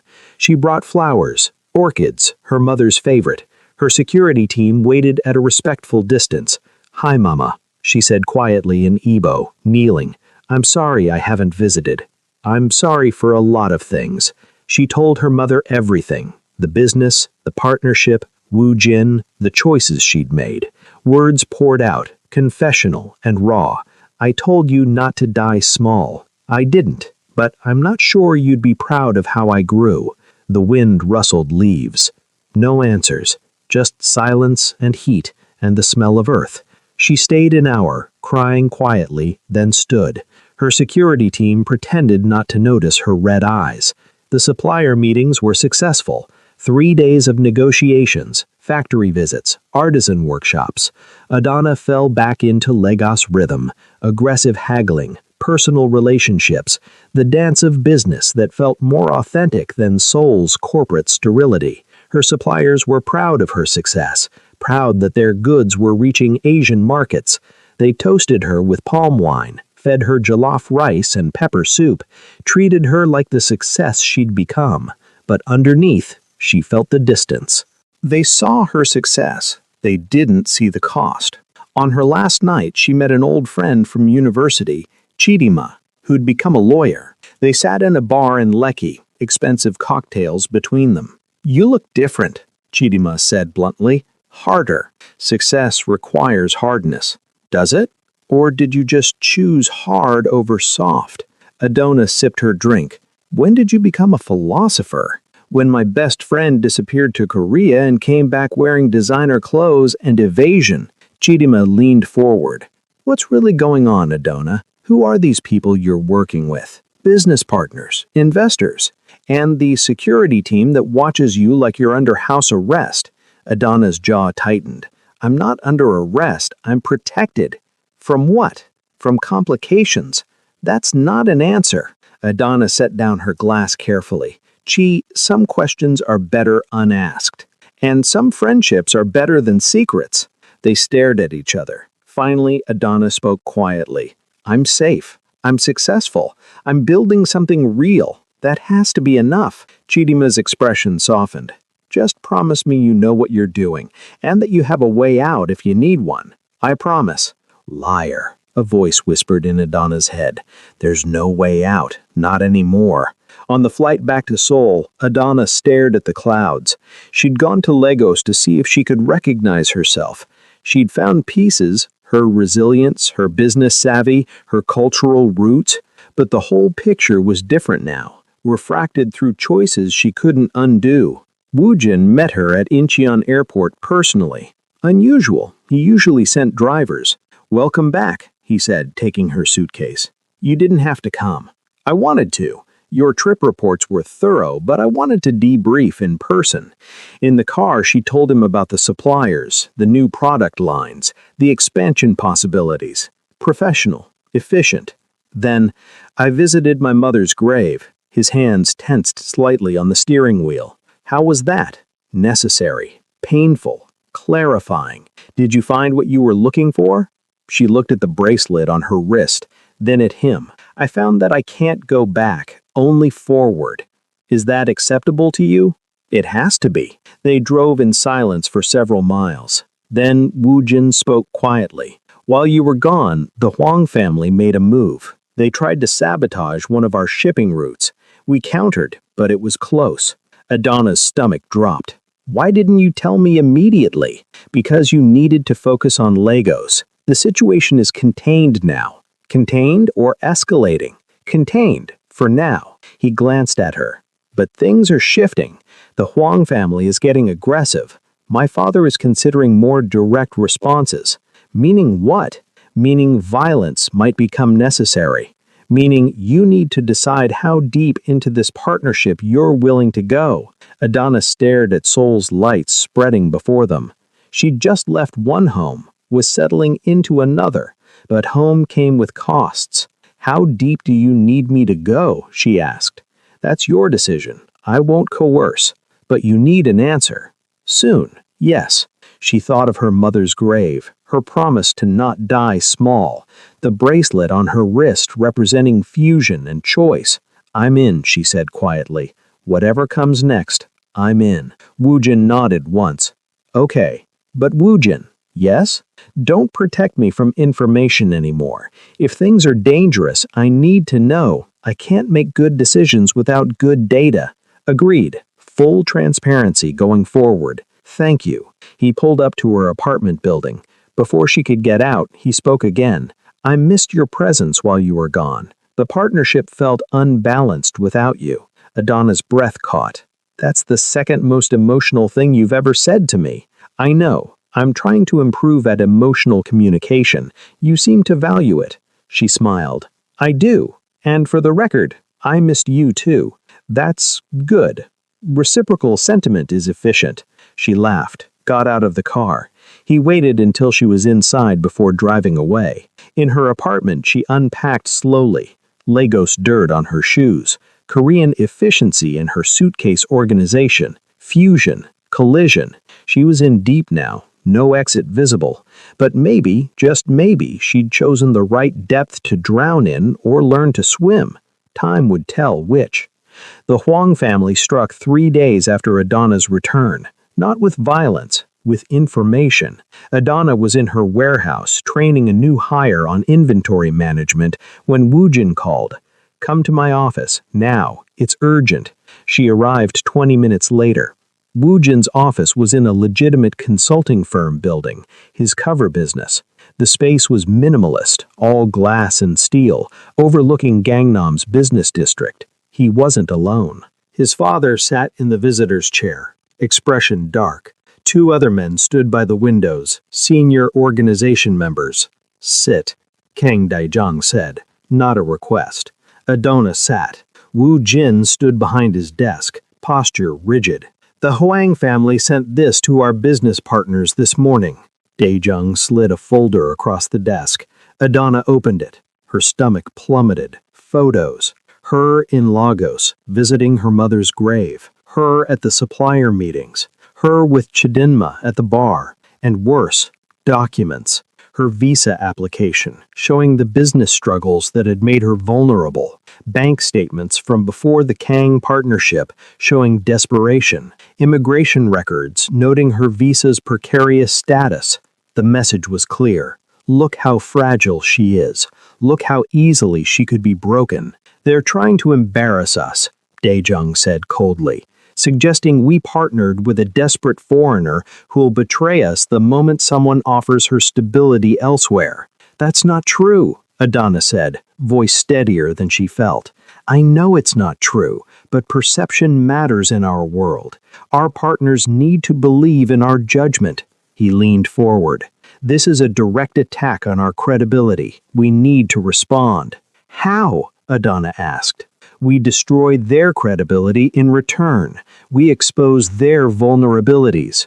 His eyes fixed on her. And we show that you're not vulnerable, that you're an asset, not a liability. What do you need from me? Wu Jin spoke for the first time. We need you to publicly demonstrate your value. We're hosting a business summit next week. Legitimate business people, some with underworld connections. You'll present your import business model, show real results, and prove you're a legitimate partner. That's a lot of pressure. Yes, Daejung said bluntly. Can you handle it? Adana thought of Lagos, of her mother's grave, of the promise to not die small. Yes, I can handle it. Good, because if this fails, the Huang family wins this round, and we don't lose rounds. The next week was brutal. Adana prepared a presentation with Wu Jin's help, financial projections, market analysis, cultural impact statements. She practiced until she could recite it in her sleep. Wu Jin watched her rehearse, offering feedback in his characteristic blunt style. Your voice drops when you're uncertain. Keep it level. Your hand gestures are inconsistent. Choose deliberate movements or none at all. You apologize too much. Remove all apologies from the script. By the fifth rehearsal, Adana snapped, "I'm doing my best." Your best isn't good enough yet. That's why we're practicing. She wanted to throw the presentation remote at him. Instead, she took a breath. Why are you pushing so hard? Because they'll tear you apart if you show weakness. I'm preparing you for reality, not coddling you. I don't need coddling, but I need to know you believe I can do this. He was quiet for a long moment. Then, I wouldn't have proposed this partnership if I didn't believe in your capabilities. I don't make emotional investments. I make calculated ones. You're highly calculated. It wasn't poetry, but coming from Wu Jin, it was everything. The summit was held in a luxury hotel ballroom. 200 people, business executives, investors, subtle criminal connections woven through legitimate facades. Adana wore her best suit, the bracelet Wu Jin gave her visible on her wrist.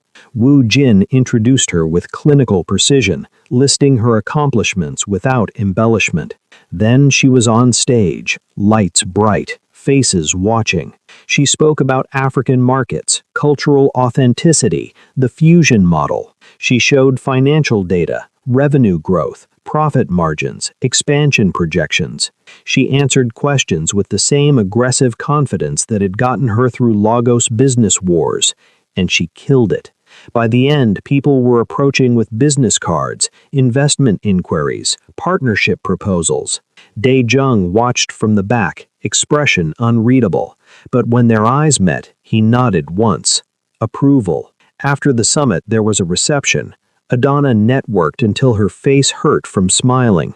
Wu Jin stayed close, a silent presence that deterred the more aggressive approaches. Then she saw him, Hwang Tai-sung, standing near the bar, watching her with that cold smile. "He's here," Adana murmured to Wu Jin. "I know, ignore him." But Tai-sung approached anyway, drink in hand. "Ms. Okonkwo, impressive presentation. You've become quite the businesswoman. Mr. Hwang, I didn't realize you were interested in legitimate business." His smile widened.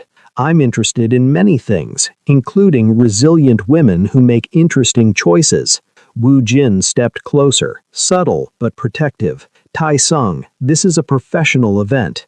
"Of course, I'm being professional, just admiring Ms. Okonkwo's transformation." He looked at Adana. From desperate visa applicant to Mafia princess. Quite the journey. Adana's jaw tightened, but she kept her voice level. "I prefer strategic partner to princess, more accurate." "Is it? Or are you just comfortable in your cage now?" "I'm not in a cage. I'm in a partnership that benefits everyone involved." "Until it doesn't." He set down his glass. "Enjoy your success, Miss Okonkwo. I hope it lasts." He walked away. Adana exhaled shakily. "He's trying to rattle you," Wu Jin said quietly. "It's working. Don't let it. You just proved your value to 200 people. One man's opinion is statistically irrelevant." She smiled despite her anger. "You have such a romantic way of reassuring people. Romance is inefficient. Facts are sufficient." Later in the car back to her apartment, Adana was quiet. Wu Jin drove in his usual focused silence. "Thank you," she said finally, "for preparing me, for believing I could do it. You did the work. I just provided structure. Still, thank you." He pulled up to her building, turned to look at her. "Adana, you need to know something." The seriousness in his tone alarmed her. "What?" "The Huang family won't stop. Today was a victory, but it won't end the conflict. Things will escalate, possibly into violence." He paused. "You can still back out. I can arrange safe extraction, new identity, different city, financial settlement. You don't have to stay in this." Adana stared at him. "Are you trying to get rid of me?" "No, I'm giving you an exit because you deserve one. Because He struggled with words. Because I value your well-being beyond your strategic utility. Her chest tightened. Wu Jin, don't answer now. Think about it. You have options. You always have options. She reached over, took his hand. He startled but didn't pull away. I'm not leaving, she said firmly. Not because I don't have options. Because I choose this. I choose the partnership. I choose... She hesitated. I choose you as my partner. He looked at their joined hands like they were a complex equation he couldn't quite solve. That's acceptable, he said finally. She laughed. Acceptable? I'm not good at emotions. Acceptable is my version of very pleased. I'll take it. She went inside, feeling the ghost of his hand in hers. Something was shifting between them. Something beyond business, beyond strategy. Something dangerous and necessary and terrifying. She was in deep now, but maybe deep was where she needed to be, to finally find solid ground, or drown completely. Either way, she wasn't drowning alone, and that mattered more than she'd expected. The retaliation came on a Thursday night. Adana was working late at the warehouse, finalizing an order for Tokyo when the lights cut out. Complete darkness. Her heart slammed against her ribs. Power outage, she told herself. Just a power outage. Then she heard footsteps, multiple, moving with purpose through the darkness. Her phone was in her office. The panic button Wu Jin had given her was in her purse, also in the office. She was alone in the inventory area, surrounded by fabric bolts and crates. Miss Okonkwo? A voice, accented Korean. We just want to talk. She said nothing, pressed herself against a shelving unit. Her mind raced. The warehouse had 2 exits, front door and back loading dock, both probably covered. We're not here to hurt you, the voice continued. The Huang family wants to make you an offer, a generous one. Adana's breathing was too loud in the darkness. She felt along the shelf, found a heavy carved mask, weapon if needed. We know Kong Wu Jin has limitations. He can't protect you the way we can. We have better resources, wider networks. Footsteps closer. And we're not autistic freaks who can barely look people in the eye. Rage cut through fear. She gripped the mask tighter. We're offering you a better deal, better terms, better protection, and you keep full ownership of your business. All you have to do is share information about Kong operations. They were close now, maybe 10 feet away. Adana could hear breathing, smell cigarette smoke. What do you say, Miss Okonkwo? Ready to make a smart choice? She threw the mask hard at where the voice came from, heard impact, a curse. Then she ran. Not toward the exits. They'd expect that. Toward her office, the panic button. She slammed the door, locked it, fumbled in darkness for her purse, found it, found the button, pressed it 3 times like Wu Jin had taught her. The office door shuddered. They were kicking it. Adana called Wu Jin. 1 ring, 2. Adana, his voice, calm and focused. Warehouse, intruders, Huang family. I pressed the button. Lock yourself in, barricade. Team is 8 minutes out. I'm 6. Background noise, car engine, acceleration. Stay on the line with me. The door shuddered again, wood cracking. They're breaking in, she said, pushing her desk against the door. I know. Keep talking to me. What did they want? Information. They offered me a deal. Better terms if I betray you. And your response? I threw a ceremonial mask at them and ran. A sound that might have been a laugh. That's my partner. Hold on. 5 minutes. The door splintered. Hands reached through, trying to unlock it. Adana backed against the far wall, grabbed scissors from her desk. Ridiculous weapon, but better than nothing. The door burst open. 3 men. She recognized one, had seen him with Wang Tae-sung. That wasn't smart, he said in English. Neither is breaking into a Kang-protected property, Adana shot back, raising the scissors. Brave, but stupid. He stepped forward. Then headlights flooded the warehouse, tires screeching, car doors slamming. Kang security! Someone shouted in Korean. The 3 men exchanged looks, then ran toward the back exit. Adana heard fighting, Impacts, shouts, the sick sound of violence.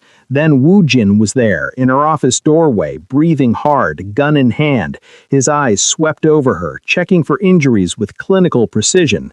Are you hurt? No, scared, but not hurt. He holstered the gun, crossed the space between them in 2 strides, and did something he'd never done. Pulled her into a tight embrace.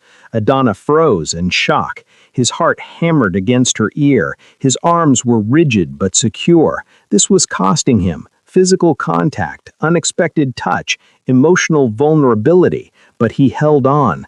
I thought I'd be too late, he said quietly. She wrapped her arms around him carefully. You weren't. You were exactly on time. They stood like that for 30 seconds. Then he pulled back, already retreating into professional mode. We caught one of them. The other 2 escaped. He adjusted his jacket. This was a direct attack, not subtle. The Huang family is escalating. What happens now? Now we respond, definitively. His jaw was tight. This crossed a line. You're under my protection. Attacking you is attacking me. Security team arrived. 6 men, heavily armed. They swept the warehouse, documented damage, interviewed Adana with efficient professionalism.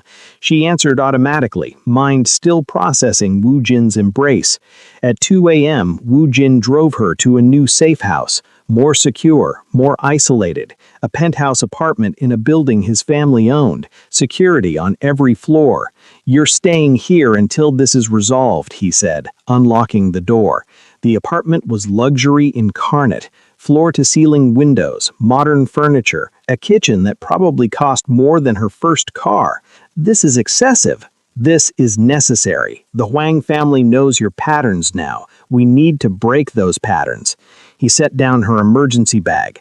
I'm staying too. Guest bedroom. Security protocol. Wu Jin, you don't have to. Yes, I do. They threatened you to get to me. That makes this personal. She'd never heard that edge in his voice. Cold fury, controlled but present. What are you planning? She asked.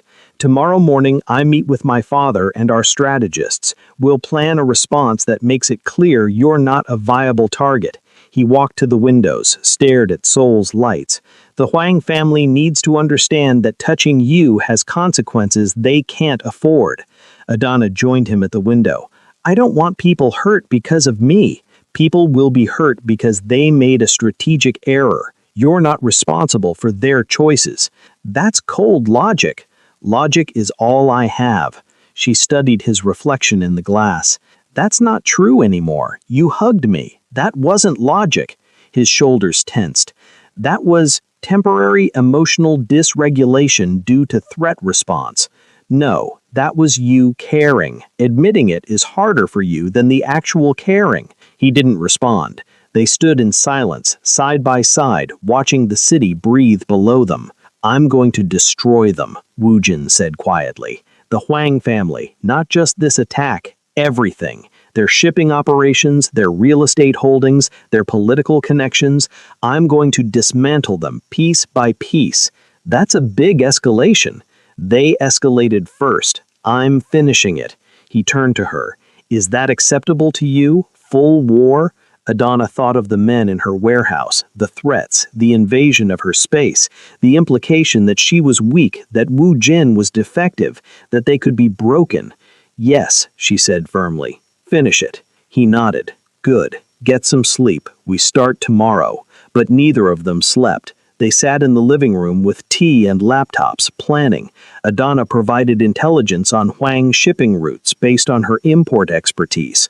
Wu Jin cross-referenced with financial data, political connections, vulnerability points. By dawn, they had a strategy. Brutal, comprehensive, designed to cripple the Huang family's operations within 2 weeks. This will work, Wu Jin said, reviewing their plan. This will be war, Adana corrected. War is just business with higher stakes. She looked at him, this strange man who calculated violence like math, who hugged her when she was scared, who was planning destruction to protect her. Wu Jin, Adana said quietly, thank you for coming so fast. For caring enough to be scared. I'm not good at caring. I'm good at protecting assets. I'm not an asset. No. He met her eyes, Sustained contact that clearly cost him effort. You're more than that. I don't have the right words, but you're more. Her heart did something complicated in her chest. That's enough. More is enough. The sun rose over Seoul, painting the windows gold. They sat together, planning war, drinking cold tea, existing in a partnership that had become something neither could name. But whatever it was theirs, and they'd burn down anyone who threatened it. The war lasted 12 days. Day 1, anonymous tips to customs about 3 Huang shipping containers, seizures totaling 500 million won in smuggled goods. Day 2, financial audit leaked to media about Huang real estate companies' tax irregularities. Stock prices dropped 15%. Day 3, key Huang political ally arrested for corruption. Evidence mysteriously appeared in prosecutor's office. Day 4, Huang nightclub raided by police. Drugs found, licenses suspended. Adana watched it unfold from the penthouse, working her business remotely while Wu Jin orchestrated destruction. He moved between phone calls and laptop work with mechanical efficiency, dismantling an empire piece by piece. "Don't you feel anything?" she asked on day 5, watching him review financial reports on Huang company failures. Relief. Satisfaction. Those are feelings. What about guilt? Why would I feel guilty? They attacked you first. Because some of these consequences affect innocent people. Employees losing jobs. Families affected. He looked up from his laptop. Those employees chose to work for criminals. Those families benefited from illegal profits. There are no innocent bystanders in this world, Adana. Only people who haven't been caught yet. It was harsh, but maybe true. On day 7, Huang Dae-sung called Wu Jin directly. Adana heard one side of the conversation. "Yes, I'm aware of your losses. No, I won't stop. Because you touched something that belongs to me. Miss Okonkwo is under my protection. That should have been clear. Yes, war is expensive. You should have considered that before invading her warehouse. I'm listening. No, not acceptable. Full withdrawal from all contested territories and public apology, or I continue. You have 48 hours. He hung up. "They're offering negotiations," he told Adana. What did he say? "No, not until they're sufficiently damaged to never threaten you again. Wu Jin, this is getting extreme. They broke into your warehouse. They threatened you. They implied I'm defective and can't protect you." His voice was still flat, but fury burned underneath. "This isn't about business anymore. This is about making a statement." Adana realized then how deep his feelings ran, hidden under autism and control and calculated speech, but real. He was destroying an organization because they'd scared her. "What statement?" she asked quietly. "That you're mine. That anyone who threatens you faces total annihilation." The possessiveness should have alarmed her. Instead, it sent heat through her chest. "Yours?" she repeated. He seemed to realize what he'd said. "Partner. You're my partner." Possessive language was imprecise. Was it? He didn't answer. Returned to his laptop with extra focus. Day 10, Huang Dae-sung, the family head, requested a meeting. Neutral location. Witnesses present. Kang Dae-jung, Wu Jin, 3 senior members. Huang delegation opposite. Dae-sung, Tae-sung, 2 advisors. Adana wasn't supposed to be there, but Wu Jin insisted. "You're the catalyst. You should see the conclusion." She sat beside him, wearing her best suit, the bracelet visible on her wrist. Huang Dae-sung was 60-something, gray and weathered and visibly diminished. His empire was crumbling. The Kong assault had been surgical and devastating. "You've made your point," Dae-sung said in Korean, translated for Adana's benefit. "Have I?" Kang Dae-jung responded. "Because your son sent men to threaten our partner. That suggests you don't understand points well. It was a miscalculation. We're prepared to offer compensation.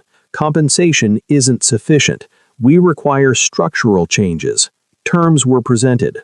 Huang family would withdraw from 3 contested business territories. They would pay financial damages. They would publicly acknowledge Kong's superiority in a specific trade publication, coded language that everyone in their world would understand. Most importantly, They would never target Adana again. In writing, signed and witnessed. This is humiliating, Huang Dae-sung said in English, looking directly at Adana. All of this for one woman? Not one woman. My partner. My choice. My protection. Attack her, and this happens. Remember that. Tae-sung's jaw tightened, but his father placed a hand on his arm. We accept the terms, Dae-sung said quietly. Documents were signed. The war was over. In the car afterward, Adana was quiet. Wu Jin drove without speaking. That was intense, she said finally. Necessary. You destroyed them for me. I destroyed them because they made a strategic error. You were the catalyst, not the cause. Wu Jin. Yes, thank you for protecting me that thoroughly. He glanced at her. You're welcome. It was important to me, more than it should have been. Why shouldn't it be important? Because attachment creates vulnerability. I'm not supposed to be vulnerable. Everyone's vulnerable to something. I'm supposed to be different. She reached over, took his hand off the gear shift, held it. You are different. That doesn't mean you're not human. He looked at their joined hands like they were a puzzle. I don't understand what's happening between us. Neither do I, but it's happening anyway. That's illogical. Most important things are. They drove the rest of the way in silence, hands linked. At the penthouse, tension crackled between them, unspoken, electric. Something had shifted during the war, during the protection, during the holding hands. Adana poured wine, expensive bottle from Wu Jin's collection, handed him a glass. To surviving, she said. To victory, he corrected. They drank. The city spread below them, lights like stars.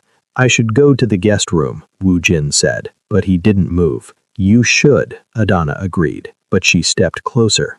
This isn't strategic, he said quietly. No, it's not. I don't know how to do this. Personal connection beyond professional parameters. Neither do I. We'll figure it out together. She reached up, touched his face. He flinched slightly, then stilled. Let her. Is this acceptable? She asked. Yes. Unexpected, but acceptable. She smiled. Your version of very pleased? Yes. She kissed him. Gentle. Testing. He froze for 3 seconds. Processing, calculating, deciding. Then he kissed back, uncertain but genuine. They pulled apart, both breathing unevenly. That was... he started. Yeah, she agreed. Should we continue this analysis? She laughed. Did you just ask me to sleep with you using science terminology? It's the framework I have. It's terrible and adorable. She took his hand. Come on. She led him to the master bedroom. They undressed slowly, awkwardly, like teenagers instead of adults. Wu Jin's inexperience was obvious, but he was adaptable, learning her responses with the same focus he applied to everything. It wasn't poetic. It was fumbling and intense and real. Two people who'd built a partnership in chaos, finding connection in physical space. Afterward, lying in tangled sheets, Adana felt something click into place. Not love, too soon, too complicated, but partnership evolving into something deeper. That was satisfactory, Wu Jin said. She burst out laughing. Satisfactory? I don't have better vocabulary for this situation. Satisfactory is positive assessment. I'm going to teach you better vocabulary. Acceptable. She curled against him. He tensed, then relaxed incrementally, learning to allow closeness. Wu Jin, she said quietly, I have an idea about the business, about expansion. Now, I know, but my brain works weird. It processes during intimacy. She sat up, suddenly energized. The war with Huang family, the way we dismantled their operations, it showed me something. What? Power isn't just about illegal operations. It's about controlling legitimate infrastructure. The Huang family fell because we targeted their legal businesses. Shipping, real estate, political connections. Those were their actual foundations. Wu Jin sat up too, interested. Continue. My business, it's small but growing. But what if we expanded differently? Not just importing African goods. What if we created an entire cultural exchange platform? Legitimate, large scale.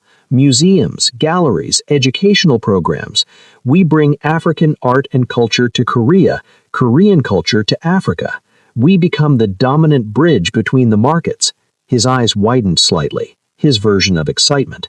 That's brilliant, entirely legal, profitable, and it builds cultural capital that translates to political influence. Exactly, and we use your family's resources to launch it properly, not hidden, visible, celebrated. She grabbed her phone, started sketching notes. We could get government grants, international partnerships, academic credibility. We become untouchable through legitimacy. Wu Jin was already on his laptop running numbers. Initial capital required, approximately 2 billion won. Return on investment timeline, 3 to 5 years. But the political capital gained within 2 years would be substantial. Can we get funding? From my father? If I presented correctly, yes. This solves multiple problems. Money laundering through legitimate cultural programs, political connections through international partnerships, and long-term stability. They worked through the night, naked, wrapped in sheets, building an empire on a laptop while Seoul slept. By dawn, they had a proposal, comprehensive, ambitious, revolutionary. This changes everything, Wu Jin said, staring at the screen. That's the point. We're not just surviving anymore. We're building something that matters. He looked at her, sustained eye contact, meaningful. You're remarkable, Adana. Your mind, your vision, your refusal to be small. Her throat tightened. That's the most emotional thing you've ever said to me. I know. I'm getting better at this. She kissed him. Yes, you are. Kang Dae-jung sat behind his desk, reading their proposal for the third time. Adana and Wu Jin sat across from him, professional despite having spent the night in each other's arms. Dae-jung finally set down the document. This is ambitious. Yes, Wu Jin said. It's also smart. Legitimacy as power. I like it. He looked at Adana. This was your idea? The core concept, yes. Wu Jin developed the financial structure and implementation strategy. Partnership, Dae-jung observed. Real partnership, not just contractual. Neither of them responded. The silence was confirmation enough. Dae-jung smiled slowly. My son doesn't partner with people. He manages them, uses them, tolerates them. But partner? That's rare. He stood, walked to the window. I'll fund this. 2 billion won, staged over 18 months. But I want majority stake. 51%. No, Adana said firmly. Dae-jung turned, eyebrow raised. With respect, sir, this only works if it's genuinely independent. If you control it, it looks like a front. If we control it, it's authentic. She leaned forward. 40% stake for you. We keep 60% combined. You get ROI and political capital. We get autonomy and credibility. Bold negotiation. Honest negotiation. You taught me that's what you respect. Dae-jung laughed, genuine, pleased. Wu Jin, your partner has spine. I'm aware, Wu Jin said. Fine, 40% for me, but I want quarterly reviews and veto power on major decisions. Quarterly reviews, yes. Veto power, no. But we'll consult you before major decisions and seriously consider your input. You're negotiating with me like I'm not the most dangerous man in Seoul. You're also a businessman. Businessmen understand when a deal is fair. Dae-jung studied her for a long moment, then extended his hand. Deal. Let's build this empire. Adana shook it, heart pounding. They'd done it. Created something real, something powerful, something entirely theirs. This is it, friends. We've journeyed from one dance to an empire. Tell me in the comments, what part of Adana's transformation resonated with you most? And if you loved this story, smash that like button and subscribe to Love and Tension for more stories that keep you on the edge. 6 months later, the Afro-Korean Cultural Bridge Center opened in Gangnam with dignitaries, press, and crowds. A 3-story modern building with gallery spaces, performance venues, and educational programs. Adana's vision, made manifest. She stood at the ribbon cutting in a custom suit, African print fabric, Korean tailoring. Fusion made literal. Woojin stood beside her, slightly back, his preference, but his hand rested lightly on her lower back, claiming, supporting. There. "This is extraordinary, Miss Okonkwo," a reporter said, camera rolling. "How does it feel to achieve this success in just 1 year?" "It feels like coming home," Adana said honestly. "Not to one place, but to myself, to the woman who refused to die small." After the ceremony, they escaped to the rooftop garden, designed with both Korean and African plants. Another fusion. "You did it," Woojin said quietly. "The empire you imagined. We did it. I had the vision, you had the structure. Partnership." Yes. They stood watching Seoul sprawl beneath them. The city that had terrified her, trapped her, transformed her. "Do you regret it, the choices that brought you here?" Adana touched the bracelet on her wrist, the one he'd given her that she never removed. "No. Every choice made me who I am. The desperate woman who asked you to dance, the strategic woman who partnered with criminals, the powerful woman who built this." She looked at him. "Do you regret catching me when I ran?" "No. You've made me better, more human, more," he struggled with the word, "more whole." She kissed him there on the rooftop with Seoul watching. Months into their relationship, he was better at this. Kissed back with genuine warmth, not just calculation. "What's next?" she asked. "Expansion. African office within a year, additional centers in Tokyo, Hong Kong, and Singapore within 3. He pulled out his phone, always planning. "But first, dinner. I've made reservations." "You made reservations without asking if I was free?" "I calculated the probability of your availability. It was 87%. She laughed. "You're ridiculous." "I'm accurate." "Same thing sometimes." They walked toward the elevator, hands linked. Equal partners. Chosen family. Adana thought of the woman who'd walked into that club 6 months ago. Desperate, drowning, alone. She was none of those things now. She was powerful, strategic, built. And most importantly, she'd chosen it all. The dance, the partnership, the empire. Every step was hers. She refused to die small. And in refusing, she'd become exactly who she was meant to be. Not in spite of the danger, but because of it. Forged in fire, polished in chaos, powerful in choice. Adana Okonkwo. No longer drowning, finally swimming, finally free. The end.